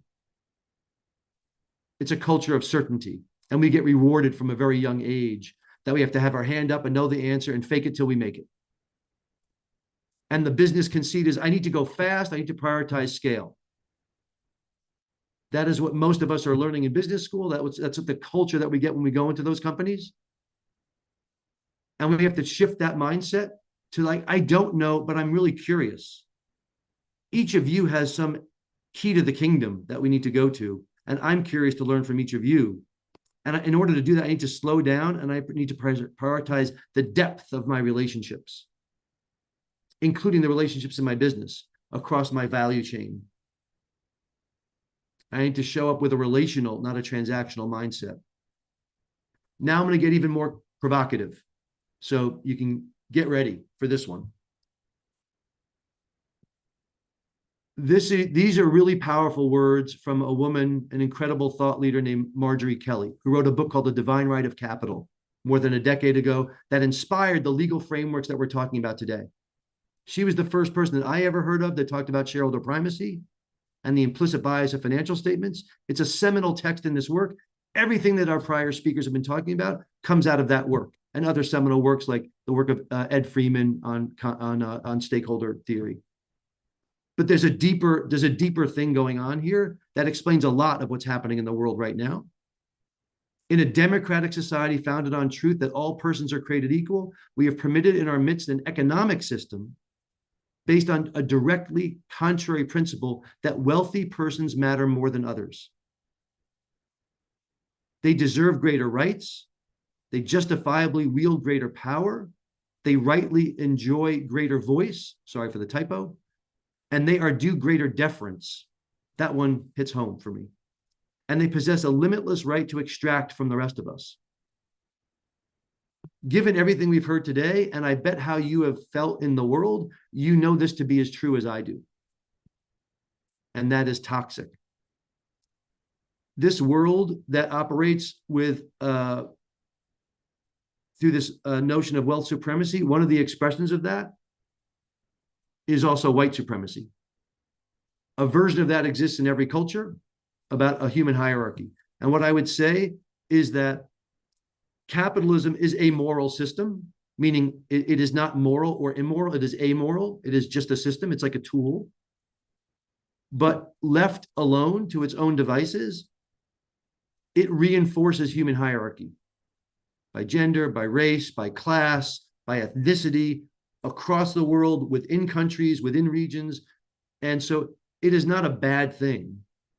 It is just a system, but without bringing consciousness to it, as Raz has shared, its natural tendency will be to reinforce human hierarchy because it reinforces the exacerbation of those power dynamics. And the one clear place where that shows up is shareholder primacy.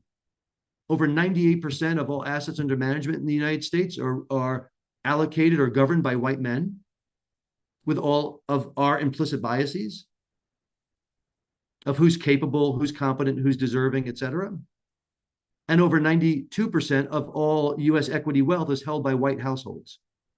So even if we diversify our boards and diversify our management teams, if we put them in place, their job is to maximize shareholder wealth, which will increase our racial wealth gap.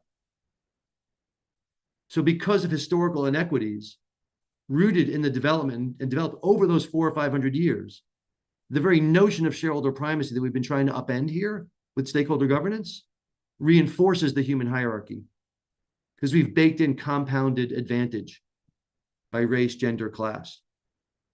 And so I'm going to conclude. I'm trying to move as quickly as I can. I'm going to conclude by reiterating that we have never been where we want to go. There has never been a political economy that existed for the benefit of all stakeholders and to steward our natural and social systems at the global scale that we're talking about. This is a beautiful small piece of a poem by the Spanish poet Antonio Machado. The translation is, fellow traveler, there is no path. We make the path by walking. By walking, we make the path. And so what I'm sharing with you today is there are signposts and mileposts along the road. There are good ideas that Milton Friedman said it might be lying around that we can pick up and move forward, but you all hold the keys to the kingdom to take us somewhere we've never been. And all I would say is the new story we need to be in has to center that political economy, because there is no economy outside of a political system. That is also a lie. It's a delusion. There's no such thing as an economy that exists out there outside of the political construct, and there is no political construct outside of the culture that produces it. And we have to center the visible heart. We have to center love in what we're doing, or else we're not going to get where we want to go with all the technical solutions we want, all the metrics and all the legal structures, which I am a huge fan of. They are totally necessary. I am with it. But if we don't transform at a deeper personal level, we're not going to be able to transform what's outside of us. It's an inside game to create external change. That has been a very hard lesson for me to learn over the last 20 years in this work of founding and growing the B Corp movement. I resisted and dismissed this kind of thinking for too long, to my own detriment. And I would just implore all of you, you are incredible leaders from all around the world. I am so inspired to be invited to share with you.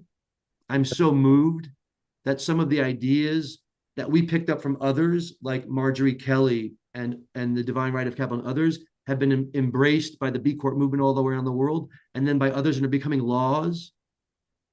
But you all are going to take this much further than we ever could. And you're going to innovate on top of these innovations. And you're desperately needed right now. Our global society is at an inflection point. I fear that Colin Mayer may be right, that we're headed for more intense crises and pain and suffering. Maybe some of these can reduce that. But at the very least, we're planting seeds that will grow as we come out of this into the next evolution of what we're going to be as fellow humans. So with that, I want to say thank you for letting me be a part of this community. I really appreciate you all. Thank you so much. Thank you very much, Jay, for a very heart-opening sort of broadening of the aperture of our conversation here today. Look at the bigger issues. So thank you very much. I've heard you speak many times, but this was at another level. Before we go to the students, I invite any comments from Colin or from Armand. If you have any brief comments on what you've heard, and then we'll open it up to the students for the remainder of our time here. I have one comment. Oh, Please okay. go ahead, Colin. Well, first of all, I think both the presentations I've just listened to have been extremely inspiring and energizing. And what comes across to me is that we are showing violent agreement about what we're talking about. We're expressing it in different ways, but we're saying exactly the same thing. That is that the current system we've got is fundamentally flawed, and we're all pointing in the same direction to what the nature of those flaws are. And we're all pointing to a variety of ways of trying to address that in terms of what Armand was talking about in regard to the French law, the Société à Mission. That is a truly inspiring development that's taken place in France. And it's a demonstration of the extent to which one can bring about fundamental change in the way in which we think about how companies should operate and how they should be governed and run. And what Jay was saying in terms of thinking about it in a broader context of the emotional element that should be guiding, not just in terms of the rational and the conceptual ideas, but thinking about how does one really motivate people to recognize that we need to and can bring about fundamental change? And that at the end of the day, it is we as individuals and communities who will achieve that change if we understand the nature of the problems and the potential ways of resolving those problems. So I think what has been really galvanizing for me is to hear how these different ideas, and many of the ideas that, Raj, that you have developed in the conscious capitalism community have been so important to advancing us to where we are today. And the very fact that we can be discussing things in this way is a true reflection of the contributions that all of you have made to this debate. So thank you very much indeed. Thank you. Armand? I completely share what Colin said, and thank you very much, Jay, for such committed presentation. But I have a criticism. And this criticism is that I don't think we can speak of one culture of the history of the world. And today, we French people, we know that we have not the same history than the American people. And we should recognize it and understand our differences. And we have been living into a kind of hegemony that American culture was the culture of the world. And I cannot accept, for instance, that the history of the French thinkers during 2 centuries was completely built by economic thinking. It was quite the contrary. French theory was against economics. We have been built by completely different values. We distribute more than half of the wealth of the country is redistributed in French. Health is free. In university is free. So I would like perhaps to moderate and say, we have different cultures. We should recognize they are different. They all participated in the flow of the systems, but we have also a richness in our culture that we could use and recognize the differences. I saw some comments about Islamic possibilities. I work a lot in Morocco and Tunisia. Yes, of course, there is solidarity in the Islamic history. We should bear on and look at it. So I prefer not to immediately synthesize all our differences in one culture, if I may.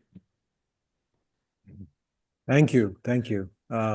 Okay, I'm going to move to the students now. I only see one hand so far, which is Francis, but I'm sure there are many others that have questions, so please raise your hand. So Francis, go ahead, please. Thank you. So allow me a little bit of hero worship. Jay, I used to watch your mixtapes to death. And actually the question is actually maybe targeted at you as well. Again, a little bit of hero worship. Your company changed the culture in many ways. Your company changed the DNA of Nike from a running shoe brand to a streetwear brand to a streetball brand. I think your company brought about huge changes to the NBA. And going back to what we're saying, I think what we've been discussing for the last couple of sessions, there is a lot of skepticism. There's a lot of, it'll work in this context and it won't work in that context, which again brings it back to almost this and one culture back in the early 2000s. So, I mean, the tapes and everything else that came about, what does it take from your view to communicate the message to a greater audience outside of academia, outside of more of a niche crowd of ethical investors, into something greater and into actually a wider acceptance? Can you take any lessons from your time with And One or with your charity that you can speak upon?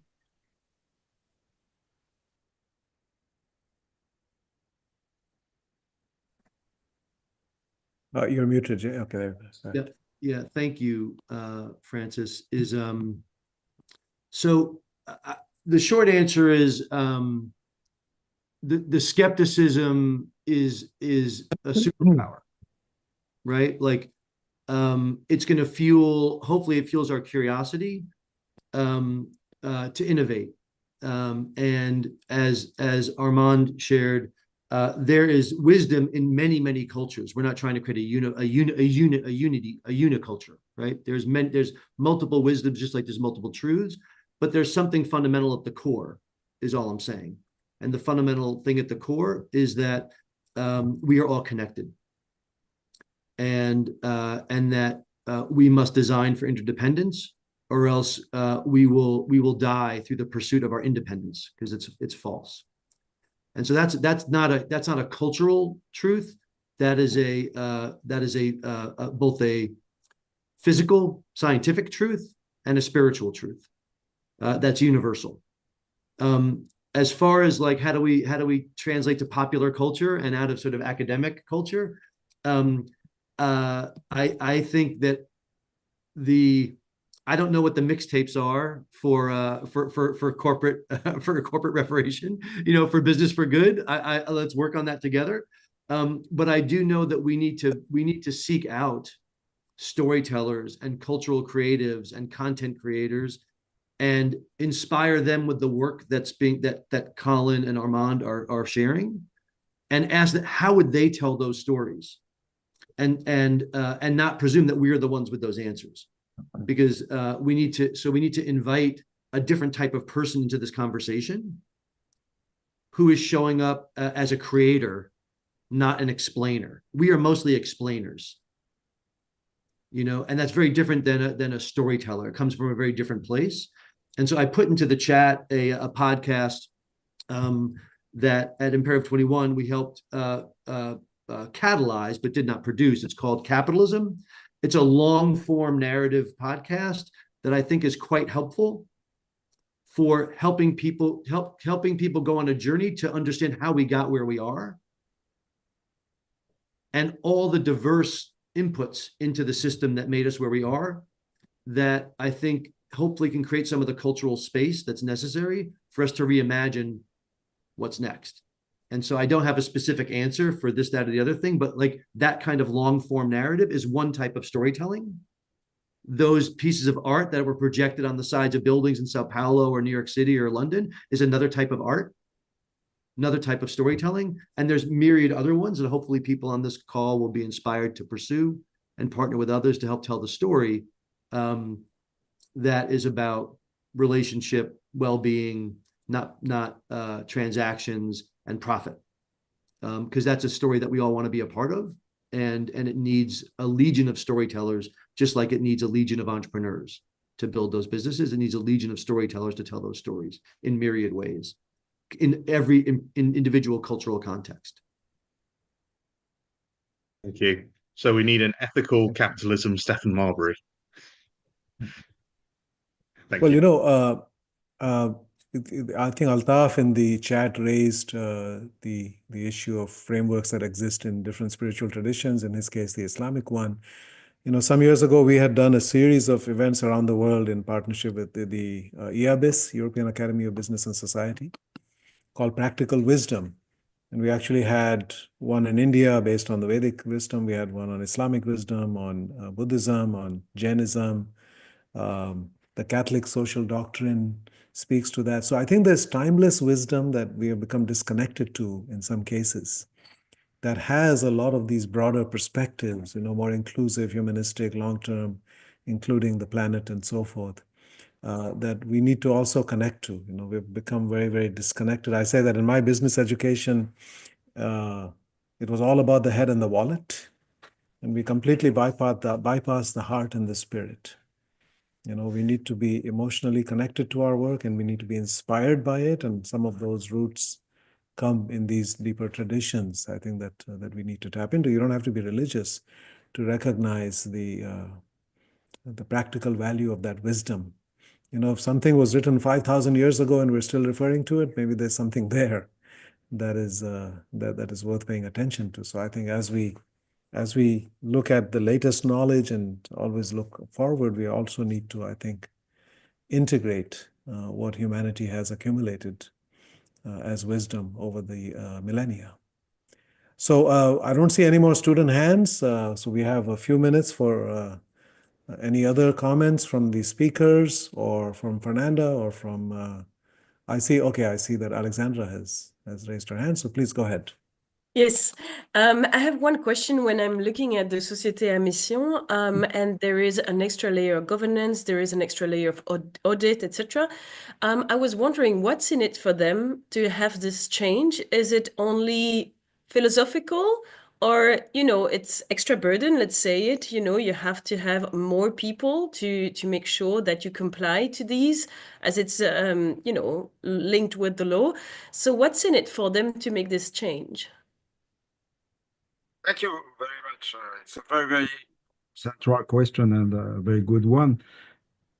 Well, I think that we couldn't know that before we create the committee, the model. In fact, what we are all discussing, even if in some exaggerated form, is already lived by people. People live the crisis. In the last 50 years, coupled exploded, parentality exploded, trust in society exploded. So many people today share, even in the popular form, they share some of the ideas, not all, but some of the ideas of Jay. But if there is no answer, if there is no possibility to take with, they are paralyzed. So when we created the Société à Mission, we were the first surprised to see cooperatives coming, agriculture cooperatives coming and becoming Société à Mission. Why? Because they said exactly to us, we needed an instrument to express our culture. We need an instrument to defend our purpose. I reverse the analysis now. Société à Mission is like just a microscope that revealed aspects that are, for instance, students in engineering. Now they ask, when they are recruited, they ask, who are you to a company? Are you a Société à Mission? If you are not a Société à Mission, why aren't you a Société à Mission? Maybe you don't like Mission. If you don't like Mission, what does that mean for me to be hired by you? So you see, the instrument looks as a kind of revelator. Mm-hmm. The society has already moved, even in the direction of, I think, part of Jay has been saying. People, well, there is a lot of thinkers about resonance, about connection, about putting human-centered. So we have more than thoughts that we can think. Mm-hmm. But people, if they say, how can I act? You offer to them the classic law. So you create a kind of tension. So Société à Mission, just a revelator of one, young people wanted to do something new. Old companies that look like they are captured into the classic law. And they, for instance, Danone is one of the greatest words in the companies. It was one of the first listed company to become Société à Mission. Surprise, surprise. We didn't expect it. And you know what happened? The CEO was fired. Yeah. And many people said, oh, he's fired because Société à Mission. Completely false. Société à Mission allowed the company to absorb the crisis. So you see, now we are like observators. We have created a kind of monster. The monster lives, and we are surprised by what is telling to us. And what it is telling to us is a bank is no more a bank as you think about it. People in it have changed. So we are just trying to help people find a vehicle that expresses what they feel, what they want to be collectively. That's a quick answer, I know, but just the example, Comité de Mission. Today, 2,000 companies, let's say 5%, between 5 and 7% in committee. It means we have 14,000 persons which act as connectors. They connect the company to the outside. They connect companies to companies. They use the paradigm of connection that Jay introduced. Before, a company was like a kind of isolated organism, except economic relations. But now, I am in 4 committed missions. I'm not paid. So I am creating a new type of altruism, altruistic behavior.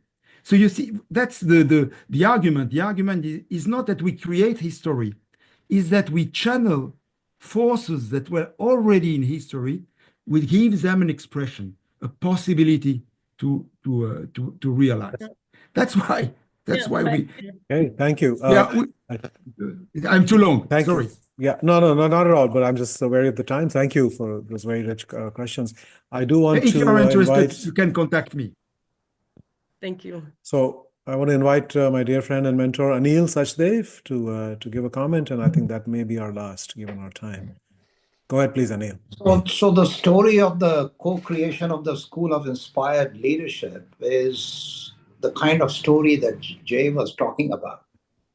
When we got 32 corporations like the Tata Group and Unilevers and so on, and a group of not-for-profit organizations to join hands with 2 years of co-creation and design effort.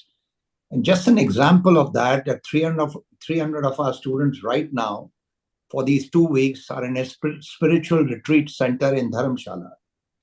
They are visiting the villages to understand what are the ingredients of the perhaps one of India's most inspirational women's empowerment program that has transformed the whole district. Students are going in teams to these villages. They're coming back and presenting using creative methods like theater and poetry and music on what do they learn out of this to each other. But the whole idea is that what Jay talked about, that unless there is inner transformation, you cannot bring about transformation in the world. And I think also to very consciously select the kind of faculty who come and facilitate learning, because I believe that you always teach who you are rather than what you teach. And I think this is such a fundamental part of the whole process that we are beginning as an experiment. So I wanted to say to Jay that there is this amazing experiment that has been co-created by a number of organizations. And I think so there is, and I was very inspired by what you said. You and I have connected earlier. So thank you for listening. But I think School of Inspired Leadership, soil is all about that. So thank you for listening. Thank you, Anil. And I want to thank our extraordinary speakers for their great, not only intellectual contributions, but the real world change that they are catalyzing. And I think that fills us all with some hope for the future. I also want to thank the students for being highly engaged. The chat has been very active throughout. If you didn't get your questions answered, if you can submit them, I'm sure our speakers will be happy to address those separately as well. So with that, I'm going to turn it back to Fernanda to wrap us up. I believe we are down to our last couple of minutes here.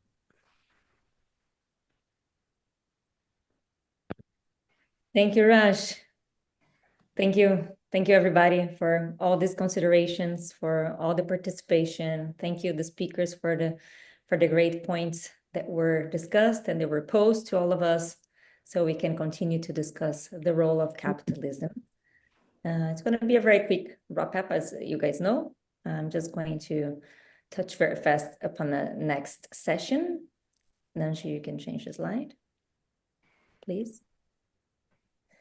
So on March 11, we are going to have with us to talk about reflecting on the relationship between companies and the planet. Ariba Hamid, who is the executive director at Greenpeace UK, together with Marian Ledesma, the zero waste campaigner from the same Greenpeace, but Southeast Asia, with our discussant Rebecca Mikula Wright, the CEO and investor group on climate change. Hopefully you all enjoyed our session today. Someone wanted to say something? Okay, so and hopefully see you all on our next session. Thank you again, Nancy. You can change the slide. Again, good morning, good afternoon, good evening. Thank you very much to everybody, really. Thank you. Thank you, Tomo. Thank you, everybody, Shizenka. Thank you. Thank you. Bye Thank bye. you. Thank you. Thank you. Have a Thank good day. you. Bye. Bye-bye. Thank you. Bye. Thank you. Thank you, Armand. Thank you, Jay. Thank you. Bye. Thank you, Thank Tomo. you. Thank you, Raj. Bye-bye. Thank you. Bye-bye. Thank you.